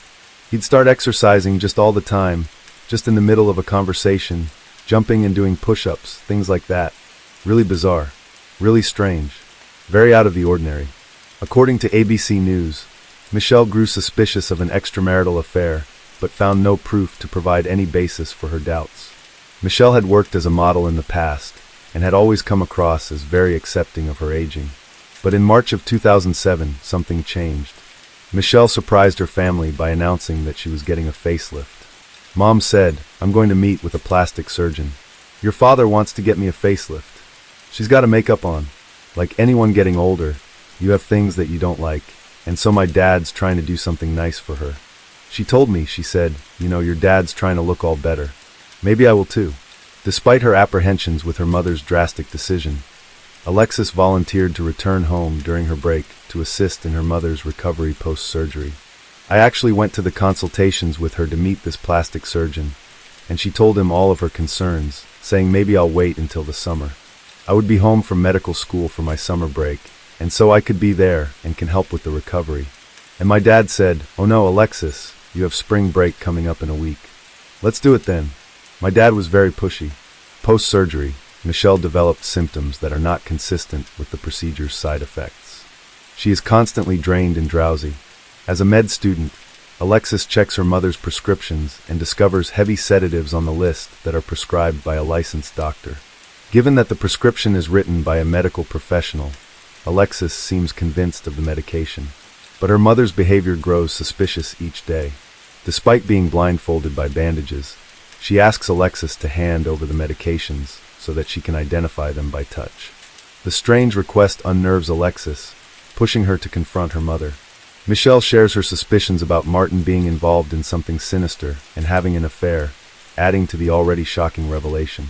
Michelle says something that makes Alexis' blood run cold. She started to cry. She said, "If anything happens to me, make sure it wasn't your dad." And I said, "Mom." I kinda got upset. As Alexis continues to reel in the shock of her mother's suspicions, she also resists her father's demands to leave him alone with her mother while he administers the medicines to her. But as Michelle's health improves substantially, Alexis leaves for university after her spring break, putting behind her mother's suspicions. But here she was now, only a week later, flying back home after listening to her father's panicked cries over the call. As Alexis stomachs the devastating news about her mother's passing, her haunting last request makes her uneasy. As soon as Martin leaves the house, Alexis bolts to her mother's room to count every pill in the prescription bottle. To her dismay, every bottle is empty. When she inquires about the missing pills with her brother, Damien, and his girlfriend, Aileen, she discovers that Aileen has flushed the pills after returning home from the hospital at Martin's request. It made him too sad looking at her having her medication there. As soon as I heard that, things were just starting to add up. Determined to discover the truth, she remembers Michelle had shared Martin's phone account login with her a month ago. Little did she know then that this account is going to expose the beginning of a sinister plan. And we found this number that he'd been calling a lot. The name of the person popped out. Gypsy Jillian Willis. The barrage of text messages and the call durations from the number makes Alexis wonder if Gypsy could be her father's lover, like her mother had suspected. But when she confronts her father, she endures a side of him that she hadn't considered in her worst nightmare. Angered by her accusations, Martin assaults and violates Alexis in the bedroom. Reeling from the truth about her father, Alexis turns to her sister, Rachel, and their aunt, Linda, who had always harbored doubts about her sister, Michelle's sudden death. However, she doesn't share about the assault with her family. Her father's behavior convinces Alexis that her mother was right about Martin's infidelity all along. But proving that he had anything to do with her death would be another matter. Alexis and Linda decide to approach authorities to reinvestigate Michelle's death. Since the autopsy and toxicology reports showed no evidence of foul play, the police dismissed Alexis' claims. Meanwhile, Martin's behavior grows more suspicious as he rushes to organize the funeral and bans all of Michelle's family from attending it. At the funeral, Martin talked mainly about himself and not so much Michelle. Alexis and Rachel were appalled. After the funeral services, Martin introduces Gypsy to the family and announces that she will be the new babysitter for the younger children. Alexis has already confronted her father, but now a cold realization hits her. Gypsy is not going to just be the babysitter, and in that moment, everything changes for the family. While the family was only getting to know about Gypsy now, Martin knew about her intimately. Both had met online, sparking an affair. Even though Gypsy was aware of Martin's marriage, she saw their relationship as a convenient arrangement for both. But now Gypsy had moved into Martin's house, hinting that this relationship had grown to become more serious. The family soon discovers that Gypsy was hiding disturbing secrets about her personal life. She doesn't care who gets hurt. She doesn't care what circumstances are ruined. The happy couple continues to proceed with their plans. Just 3 months after Gypsy moves in, Martin proposes marriage and plans to send the 4 younger children to California for adoption. Devastated by her father's decision, Alexis meticulously starts documenting his alarming behavior since her mother's death and files a detailed report with the police. In it, she recounts her mother's post-surgery fears, accusing Martin of tampering with her medication, and shares his sinister plans of giving her siblings away for adoption. This time, Alexis claims gain traction when she alleges her father assaulted her during a confrontation about her relationship with Gypsy. The Utah County authorities hand the case over to a specialized investigative team. As investigators finally turn their attention to Michelle's case, they don't know yet that Martin and Gypsy are quietly weaving a scheme that is far more twisted. During the summer break, Martin sends one of his adopted daughters, Giselle, to Ukraine under the guise of reconnecting with her biological family. While he frames it as a short trip to explore her roots, 11 months pass and he makes no effort to bring her back home. When Alexis and Linda grow suspicious of Giselle's prolonged absence, Linda sends her daughter, Jill, to Ukraine. Jill discovers Giselle living in a squalor, still clinging to the hope that Martin will rescue her. When Jill finally brings Giselle back to the United States, authorities stop them at the airport and make a shocking accusation. They inform Jill that a Giselle McNeel with the same security number already exists. Martin had taken his own daughter, Giselle's social security number, and used it to create a new identity for Gypsy. He gave his girlfriend Giselle's name as well. They went to court and legally changed her birth date by 20 years. Gypsy Willis took on the identity of Giselle McNeel and claimed to be Martin McNeel's wife. Investigators also found out the marriage date listed on the form was April 14, 2007, the same day as Michelle McNeel's funeral. This discovery shifts the investigation's focus squarely onto Martin. The situation takes a grim turn when the family reveals a litany of his criminal records. We found that the transcript used for Martin McNeel to get into medical school was totally falsified. Instead of taking his transcript and altering it, he got somebody else's. The transcript was completely fake. His entire career is based on falsified transcripts from different colleges. However, investigators had only scratched the surface when it came to Martin's history. In his 20s, he was convicted of check hiding, a scheme involving fraudulent purchases with unauthorized funds. For this, he served 180 days in prison. Following his release, Martin was placed on felony parole for 3 years. Martin went on to violate this parole by enrolling in medical school and mocking the law yet again.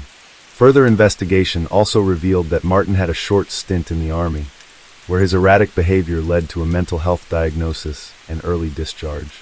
He went on to exploit this diagnosis, collecting government benefits for 30 years, all while pretending to be both a doctor and a lawyer with legitimate credentials. The investigating team is convinced that Martin is a master manipulator. This flood of shocking details leaves Alexis and her siblings stunned, each revelation justifying their mother's suspicions. Martin and Gypsy are handed 4-year prison sentences for forgery and fraud in the case of Giselle's identity theft. Once Martin McNeel was sentenced, Damien, the only boy in the family, did not want anything to have to do with his sisters, and he took his own life in January 2010. He was studying law at NYU at the time. Meanwhile, authorities and Alexis joined hands to find evidence against Martin in Michelle's case. The investigation kicks off with the youngest witness of the case, Ada. I remember the shirt I think was blue, and the pants I think was blue, and I think the jacket was blue too. Oh, okay. Was she all the way in the bathtub, or just part way in the bathtub? All the way. She was all the way in the bathtub. To further explain what she had witnessed, Ada draws a picture showing Michelle lying on her back in the bathtub with her eyes wide open and head above the water as the faucet poured onto her face. Ada insists that the water was red, a detail even the neighbors who had ran to assist Martin on that grim day are able to verify. However, Martin's version of how he found Michelle differs vastly from his daughter. He claims Michelle was bent over, face down in the bathtub, suggesting she slipped while trying to get in. But his version crumbles when investigators found no witnesses to back his account. As Martin's case floods the media, a flood of informants emerges, each sharing more damning information. Former patients came forward, accusing Martin of intimidation and violation. Investigators also discover a disturbing pattern. Martin would abruptly leave hospitals or clinics when his control over patients slipped, only to restart the cycle somewhere else. Alexis confirms this detail by citing frequent school changes tied to her father's job hopping. But the family still had one more shocker to digest. And Walt Hall, Martin's former mistress, steps into the spotlight to share a chilling claim. Martin had once told her, "There's something you can give someone that's natural, that's there after they have a heart attack, so that it's not detectable after they have a heart attack." Armed with this new revelation, investigators request Michelle's toxicology report. While the prescribed medicines appear within recommended limits, the combination raise red flags. The cocktail of these prescriptions was lethal enough to cause dire consequences. When investigators speak with Dr. Thompson, the plastic surgeon who performed Michelle's facelift, he reveals a concerning detail. He has prescribed more medications solely on Martin's insistence. As a fellow physician, Dr. Thompson has presumed that Martin would administer the medicines responsibly. But could she have accidentally mixed up her medication and overdosed? With her eyes bandaged post-surgery, this was a possibility. Furthermore, given that some of the medicines were supposed to alleviate stress, was it possible that she continued to take them after recovery? The investigators seek the opinion of a forensic toxicologist. Michelle had taken 4 different central nervous system depressants: oxycodone, diazepam, promethazine, and zolpidem, commonly known as Ambien. According to the toxicologist, Ambien has a very short half-life, meaning it leaves the body quickly. It's intended for nighttime use, yet many hours had passed since she had supposedly taken it, and it was still present in high concentrations in her system. This didn't add up. She said, "Lexi, I don't know why, but your dad kept giving me medication. He kept giving me things, telling me to swallow. And she said I even started to throw up." Given the heavy medications, Michelle would have been highly impaired, leaving her in a state where she could have been easily manipulated. The medical examiner wasn't aware that when paramedics performed CPR on Michelle, she had expelled several cups of water, and the last bit was pink, frothy foam, which would be indicative of drowning. If Martin had performed CPR, there shouldn't have been any water in Michelle. He's a doctor. He should know how to perform CPR correctly. So the question is, did Martin perform CPR at all? Investigators wondered if Martin may have threatened or coerced the previous doctor into submitting a falsified report, forcing them to label Michelle's death as natural. Armed with all these new findings, the investigating team formally requested Michelle's case of death to be changed to undetermined. Following this, the investigating team swiftly initiates interviews with inmates who were housed with Martin while he served time for Giselle's case. The primary goal is to build compelling evidence to build a solid case against him. One inmate reveals that Martin told him that his marriage had been dying and talked to him about the facelift surgery and that the cops had nothing to prove. The inmate claimed that Martin also said the calls Martin made upon finding Michelle in the bathtub were scrutinized, and his behavior was also quite telling. His tone was laced with fake anger, while his responses sounded fake and evasive. He repeatedly hung up, raising suspicion that he was intentionally delaying help that could have saved Michelle's life. Amongst the swirl of theories and possibilities, one burning question remained unanswered. Soon, the investigators stumble upon the answer within the letters exchanged between Martin and Gypsy during their respective prison time. They discover that Martin was obsessively and desperately in love with Gypsy. It became evident that the only way he sought to be with her was to eliminate his wife and children from the equation. Martin McNeel was released from jail on July 6, 2012, after serving time for fraud and forgery charges in Giselle's case. However, his freedom was short-lived. With the mounting evidence against him in Michelle's case, investigators secure an arrest warrant against him for Michelle's murder. Just 7 weeks after his release, Martin was back in custody. The trial against Martin McNeel began on October 17, 2013. It marked a first time for the court where prosecutors used a bathtub as a courtroom prop to corroborate witness testimonies, a first in trial history. After 11 hours of deliberation, the jury delivered a guilty verdict on September 9, 2014, convincing Martin of Michelle's murder. He was sentenced to 15 years to life in prison. In a separate trial, he was also charged with assaulting Alexis. In the face of where his crooked ways had brought him, Martin McNeel perhaps realized that this was one fraud he couldn't get out of and decided to end his life on April 9, 2017. Alexis successfully completed medical school and achieved her dream of becoming a doctor. In addition, she adopted 3 of her sisters and had 3 children of her own with her husband. She now uses Michelle's maiden name and is known as Dr. Summers. Case 7. In the history of the Joseon dynasty, a prominent figure named Hong Gildong stands out. He was a renowned thief during the reign of the infamous tyrant Yun Sanggun. Later, literary works portray him as a legendary character with exceptional martial arts skills and extraordinary intelligence. Brave and clever, he always aided the weak and fought for justice, becoming a revered folk hero. In modern-day South Korea, a similar figure emerged. This individual successfully escaped from prison multiple times and evaded police pursuit. He stole from the rich to help the poor, supported marginalized communities, and earned the nickname the saintly thief of his era. That person is Shin Chong Wan. You're watching True Crime in the World, where we explore the most puzzling cases and most gripping stories. As usual, before we begin unraveling today's mystery, Please leave us a like and subscribe to support the channel. Thank you so much. In the history of the Joseon dynasty, a prominent figure named Hong Gildong stands out. He was a renowned thief during the reign of the infamous tyrant Yun Sanggun. Later, literary works portray him as a legendary character with exceptional martial arts skills and extraordinary intelligence. Brave and clever, he always aided the weak and fought for justice, becoming a revered folk hero. In modern-day South Korea, a similar figure emerged. This individual successfully escaped from prison multiple times and evaded police pursuit. He stole from the rich to help the poor, supported marginalized communities, and earned the nickname the saintly thief of his era.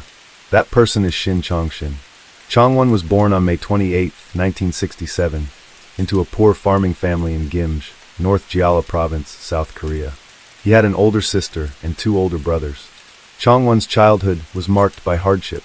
His mother passed away from liver cancer when he was still in elementary school.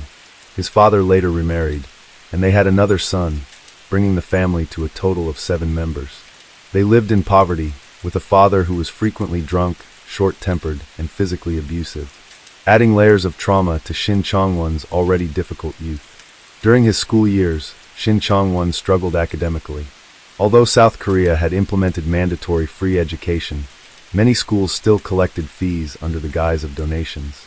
Shin Chong Wan's impoverished family couldn't afford these costs, leading to constant ridicule and humiliation from his peers and teachers. The pressure from both family and school left him disillusioned, gradually turning him into a rebellious and wayward child. At the age of 15, Shin Chong Wan was arrested for the first time for stealing a watermelon. The person who reported him was none other than his own father. After the police notified his school, Shin Chong Wan faced disciplinary action and was expelled. At the time, he had only been in middle school for 3 months. Still a minor, his father was given 2 options: take his son home, discipline him, and plead for the school to reinstate him, or send him to a juvenile detention center for others to reform him. Ultimately, Shin Chong Wan's father chose to send him to the detention center, despite objections from those around him. During his time in the juvenile detention center, Shin Chong Wan neither learned any lessons nor recognized his mistakes. After his release, he became even more audacious, frequently getting arrested for theft and fighting. His life soon became a cycle of crime and imprisonment. Later, he joined his accomplices in a heist, a decision that would irrevocably change the course of his life. In 1989, at the age of 22, Shin Chong Wan was no longer satisfied with petty theft near his home. He and 4 friends from his village traveled to the capital, Seoul. There, the group of 5 robbed a stationery store. In the chaos, one of his accomplices attacked the store owner. A few days after the crime, 4 members of the group were arrested, while Shin Chong Wan became a wanted fugitive. Even while on the run, he sustained serious injuries. After 6 months of hiding, he was finally captured. During the trial, though he was not deemed the mastermind, the robbery resulted in a fatality, and he was considered an accomplice. Ultimately, he was sentenced to life imprisonment and incarcerated at a prison in Seoul. After serving 5 years, Shin Chong Wan was transferred to Busan Prison, a facility in Busan's Gangseo district, specifically for dangerous criminals, to continue his sentence. The prison, with a depth of 160 meters, was heavily fortified with 4.5-meter high concrete walls and a stringent security system, including 24/7 police surveillance. No one had ever successfully escaped from it before. Upon arrival, Shin Chong Wan was placed in solitary confinement in cell number 26. The cell was sparsely furnished, with a bed near the door and a toilet inside. The rest of his life was confined within these 4 walls. Sometime later, Shin Chong Wan discovered that the guards at the prison frequently used violence to discipline inmates. Under the brutal abuse of the guards, he began to harbor thoughts of escape. His years in prison had taught Shin Chong Wan the art of observation. He seized every opportunity to study his surroundings and the guards' routines. Each night, lying on his bed, he mentally cataloged the resources available in the prison, searching for weaknesses. After a period of careful observation, he noticed a ventilation duct above the toilet in his cell, sealed with iron bars. If he could squeeze into the duct and navigate the pipes, it might lead him outside. From that moment, a plan to escape began to take shape in Shin Chong Wan's mind. To avoid close monitoring, he made a concerted effort to behave well in prison, earning a reputation as a model inmate. During their sentences, All prisoners were required to perform community labor, with each assigned to different roles. Shin Chong Wan was tasked with carpentry work, the first trade he learned in prison. Through his diligence and hard work, he gradually gained the trust of the prison authorities. Taking advantage of a moment when no one was paying attention, Shin Chong Wan secretly took a small saw and hid it in the sole of his rubber shoe. In this way, he smuggled it back to his cell undetected. The ventilation duct in his cell was small, only 32 centimeters wide and 28 centimeters high, secured by 2 vertical iron bars, each 1.5 centimeters in diameter.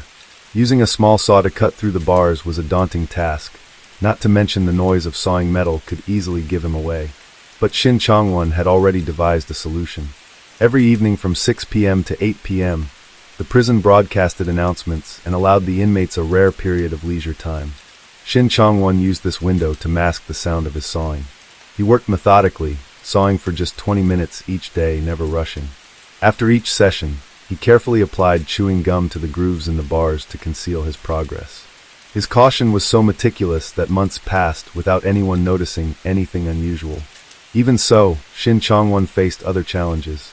Standing at 174 centimeters tall and weighing 80 kilograms, the ventilation duct was still too narrow for him to fit through, even without the bars. Undeterred, he persisted in sawing the bars daily while starting a strict diet to lose weight. Within 2 months, his weight dropped from 80 kilograms to 65 kilograms.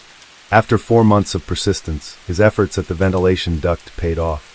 Shin Chong Wan had successfully cut through the 2 iron bars and slimmed down enough to fit. When he tested the duct, he was just able to squeeze through.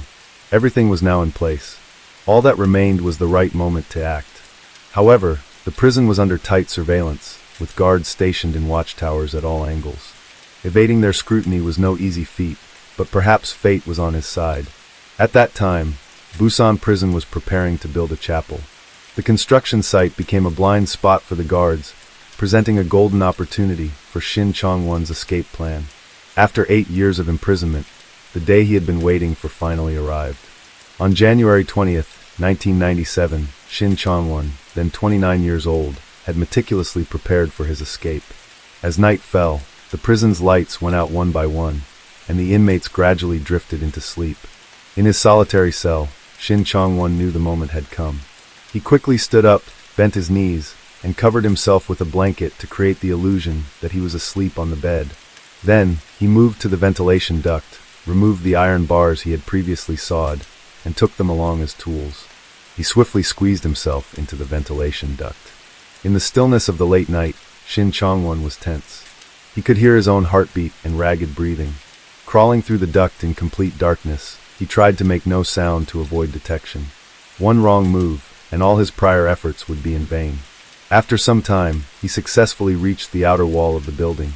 The vent on the wall was about 3.4 meters above the ground, but Shin Chong Wan no longer cared about the height. Gritting his teeth, he jumped down. After scanning the area to ensure no one was around, he dashed to the temporary construction site's outer wall. Using the saw and the 2 iron bars as tools, he frantically dug a hole through to the construction site. In the dead of night, the site was unmanned, allowing Shin Chong Wan to carry out the rest of his escape plan unhindered. Having escaped his cell, Shin Chong Wan climbed onto scaffolding and used a parachute cord from the construction site to scale the 4.5-meter-high prison wall, successfully breaking out. The entire process unfolded with intense drama over the course of 90 minutes. After escaping, Shin Chong Wan felt a brief sense of relief and began the next phase of his plan. Despite years in prison, theft remained second nature to him. Within just 500 meters, he stole some clothes, a small amount of money, and a bicycle. He rode the bicycle to central Busan, then made his way from there to the capital, Seoul. Fortunately, throughout the night, no one in the prison noticed his absence, giving Shin Chong Wan precious time to flee. It wasn't until the next morning during the prisoner roll call that the guards discovered Shin Chong Wan was missing from cell number 26. News of the breakout at Busan prison quickly spread through the media, capturing widespread attention in South Korea. Many citizens grew anxious for their safety and criticized the prison for its lax oversight. In truth, the prison had been negligent, but they never imagined Shin Chong Wan would escape in such a manner. Upon arriving in Seoul, Shin Chong Wan initially hoped to use the carpentry skills he had learned in prison to find legitimate work. However, wanted posters with his face were plastered everywhere, offering a reward of $5.5 million, equivalent to over $3,600 at current exchange rates. This made it impossible for him to show his face, forcing him to continue surviving through theft. After some time, he decided to leave Seoul and flee to Cheonan in South Chungcheong province. One day, Shin Chong Wan stopped by a local cafe in Cheonan that offered companionship services where staff would chat and play games with customers. There, he met Jimin, a cafe employee. That day, Jimin approached him and asked if he'd like to have coffee with her. Looking at the girl in front of him, Shin Chong Wan asked if she was feeling okay, surprising Jimin. No customer had ever shown concern for her well-being before. She admitted she had a cold. The two began chatting casually. After asking about her health, Shin Chong Wan even went to a pharmacy to buy cold medicine for her. Touched by his kindness, Jimin felt a connection, and their relationship quickly grew close. After a few dates, the two fell in love. However, Jimin had no idea that her boyfriend was a nationally wanted criminal. Eventually, Shin Chong Wan confessed his true identity, sharing the painful experiences of his life on the run, constantly moving, with no stable place to call home, drifting from one place to another. Surprisingly, Jimin was deeply empathetic towards Shin Chong Wan and unbothered by his criminal status. She invited him to move into her home, and they began living together. Shin Chong Wan even built a good rapport with the neighbors, often going fishing and hosting rooftop barbecues. It seemed as though he might have turned over a new leaf, but he continued to roam and make money through theft. 9 months after his escape, on a sunny day, Shin Chong Wan visited a car wash he frequented. To conceal his tattoos, despite the hot weather, he wore a long-sleeved shirt and a vest. After the car wash, he was unusually generous, paying for the service and tipping each worker extra. This caught the attention of the car wash owner, who grew suspicious of Shin Chong Wan's identity and called a friend who was a police officer. Upon receiving the tip, the officer saw this as an opportunity to make a name for himself and quickly headed to the area Shin Chong Wan was known to frequent. Following leads, the police found a photo studio Shin Chong Wan had visited a few days earlier and obtained a picture of him. From this, they confirmed that the man was indeed the fugitive Shin Chong Wan. The police then began investigating Shin Chong Wan and his girlfriend's residence, a second-floor apartment in a complex. During their first visit, the apartment was dark and appeared empty. At that moment, Shin Chong Wan was out committing a theft in the middle of the night. Despite the late hour, the police waited in the dimly lit hallway. Suddenly, footsteps echoed from the staircase, growing closer. The police quickly identified the approaching man as Shin Chong Wan and fired a gas gun at him. Caught off guard, he was struck in the head and right eye. The weapon was designed to render a person unconscious, but Shin Chong Wan's survival instinct was fierce. Summoning all his strength, he overcame the effects and escaped, disappearing into the vast darkness. From that encounter, a scar remained on his right eye. Following this incident, the police turned their attention to Jimin, but she claimed innocence, insisting she knew nothing of Shin Chong Wan's true identity. With no evidence against her, the police could do nothing. Afterward, Shin Chong Wan and Jimin risked maintaining secret contact. He decided to leave the city and asked Jimin if she would join him in his nomadic life. This time, Jimin's attitude shifted abruptly. She declared that she wasn't a criminal and shouldn't have to endure such hardship. In the end, despite their lingering feelings, they had no choice but to part ways. Later, Shin Chong Wan called Jimin, asking her to pack up his belongings. In the days following their breakup, he had already found a new girlfriend, a 21-year-old younger than Jimin, and moved in with her. At this point, Jimin was still reeling from the heartbreak. She couldn't believe Shin Chong Wan had moved on so quickly, as if he had a backup plan all along. The more she thought about it, the angrier she became, though she suppressed her rage and agreed to his request. They arranged to meet at a parking lot in Cheonan. That evening, Jimin arrived early and waited. Soon after, Shin Chong Wan appeared, slowly approaching her car. But an unexpected scene unfolded. From the back door of Jimin's car, 2 police officers suddenly emerged, attempting to arrest him. Startled and panicked, Shin Chong Wan realized Jimin had betrayed him. Once again, he faced the police. But he was adept at escaping and not easily caught. After a fierce confrontation, one officer drew his gun to apprehend him, but the bullet jammed, giving Shin Chong Wan an opening. He shoved the officers aside, jumped into the driver's seat of Jimin's car, and drove off. Once more, Shin Chong Wan slipped away right under the police's noses. In the car Shin Chong Wan left behind, police discovered a large amount of cash, luxury watches, and jewelry from his thefts, items stolen from wealthy neighborhoods. They also found a wig, several stolen citizen ID cards, fake license plates, and a diary. The diary chronicled Shin Chong Wan's activities after his escape, including multiple minor run-ins with police during his flight, such as driving a car with illegally tinted windows or smoking in a no-smoking area. Each time he calmly presented an ID, but the police never thoroughly checked if the photo matched him. The diary also revealed that he had once hidden in a sewer system to evade the police. Following this lead, authorities conducted a massive sweep of the sewer systems in Gangnam and Mount Daemo, but to no avail. The reward for Shin Chong Wan's capture kept rising, from 5 million won to 10 million won, and eventually to 50 million won, the highest bounty ever offered by South Korean police for a fugitive. A massive force was deployed to apprehend him, even involving the military in the manhunt. During this time, Shin Chong Wan committed numerous additional thefts, each time evading capture. This left the police humiliated and reprimanded for their ineffective efforts. Shin Chong Wan, a lone fugitive, was single-handedly outsmarting the authorities. Despite their extensive resources, the police couldn't catch him.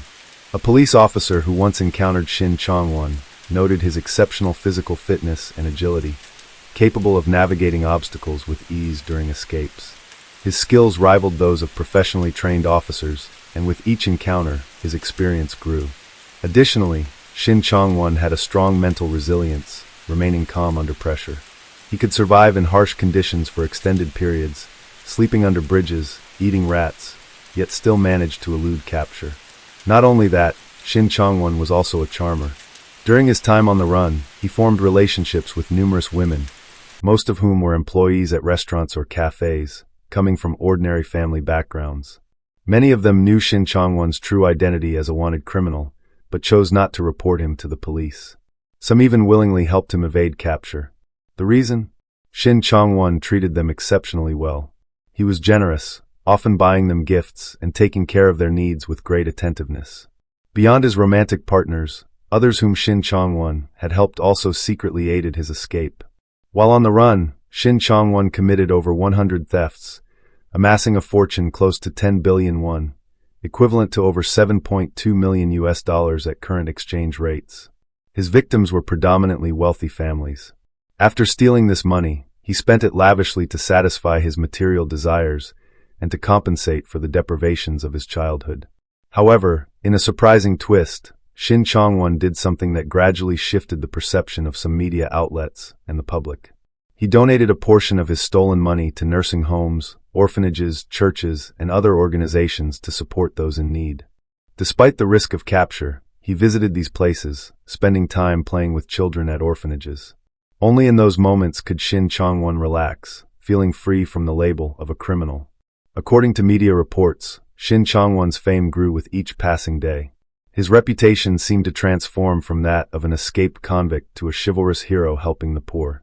Many people began to support him, with some young individuals idolizing him as a heroic figure, more than just a common thief, a man of honor and justice. One interviewee even shared that their mother admired Shin Chong Wan and hoped he would never be caught by the police. Some dubbed this phenomenon the Shin Chong Wan syndrome. In South Korea, the relentless spread of this phenomenon turned the police into the losing side in the court of public opinion. This fueled their frustration and embarrassment, intensifying their determination to apprehend Shin Chong Wan. In one instance, a police officer, eager to make a quick arrest, resorted to illegally using violence against one of Shin Chong Wan's lovers. When the incident came to light, the officer was sacked. Later, a civilian reported spotting Shin Chong Wan, prompting a police investigation. It turned out the individual wasn't him at all. Nevertheless, the civilian insisted they deserved the reward, leading to a lawsuit. Ultimately, the civilian won the case and received 50 million won, approximately $36,232 at current rates. Throughout the investigation, numerous controversies arose. Some police officers spread rumors to heighten Shin Chong Wan's perceived danger, including claims that he carried a gun.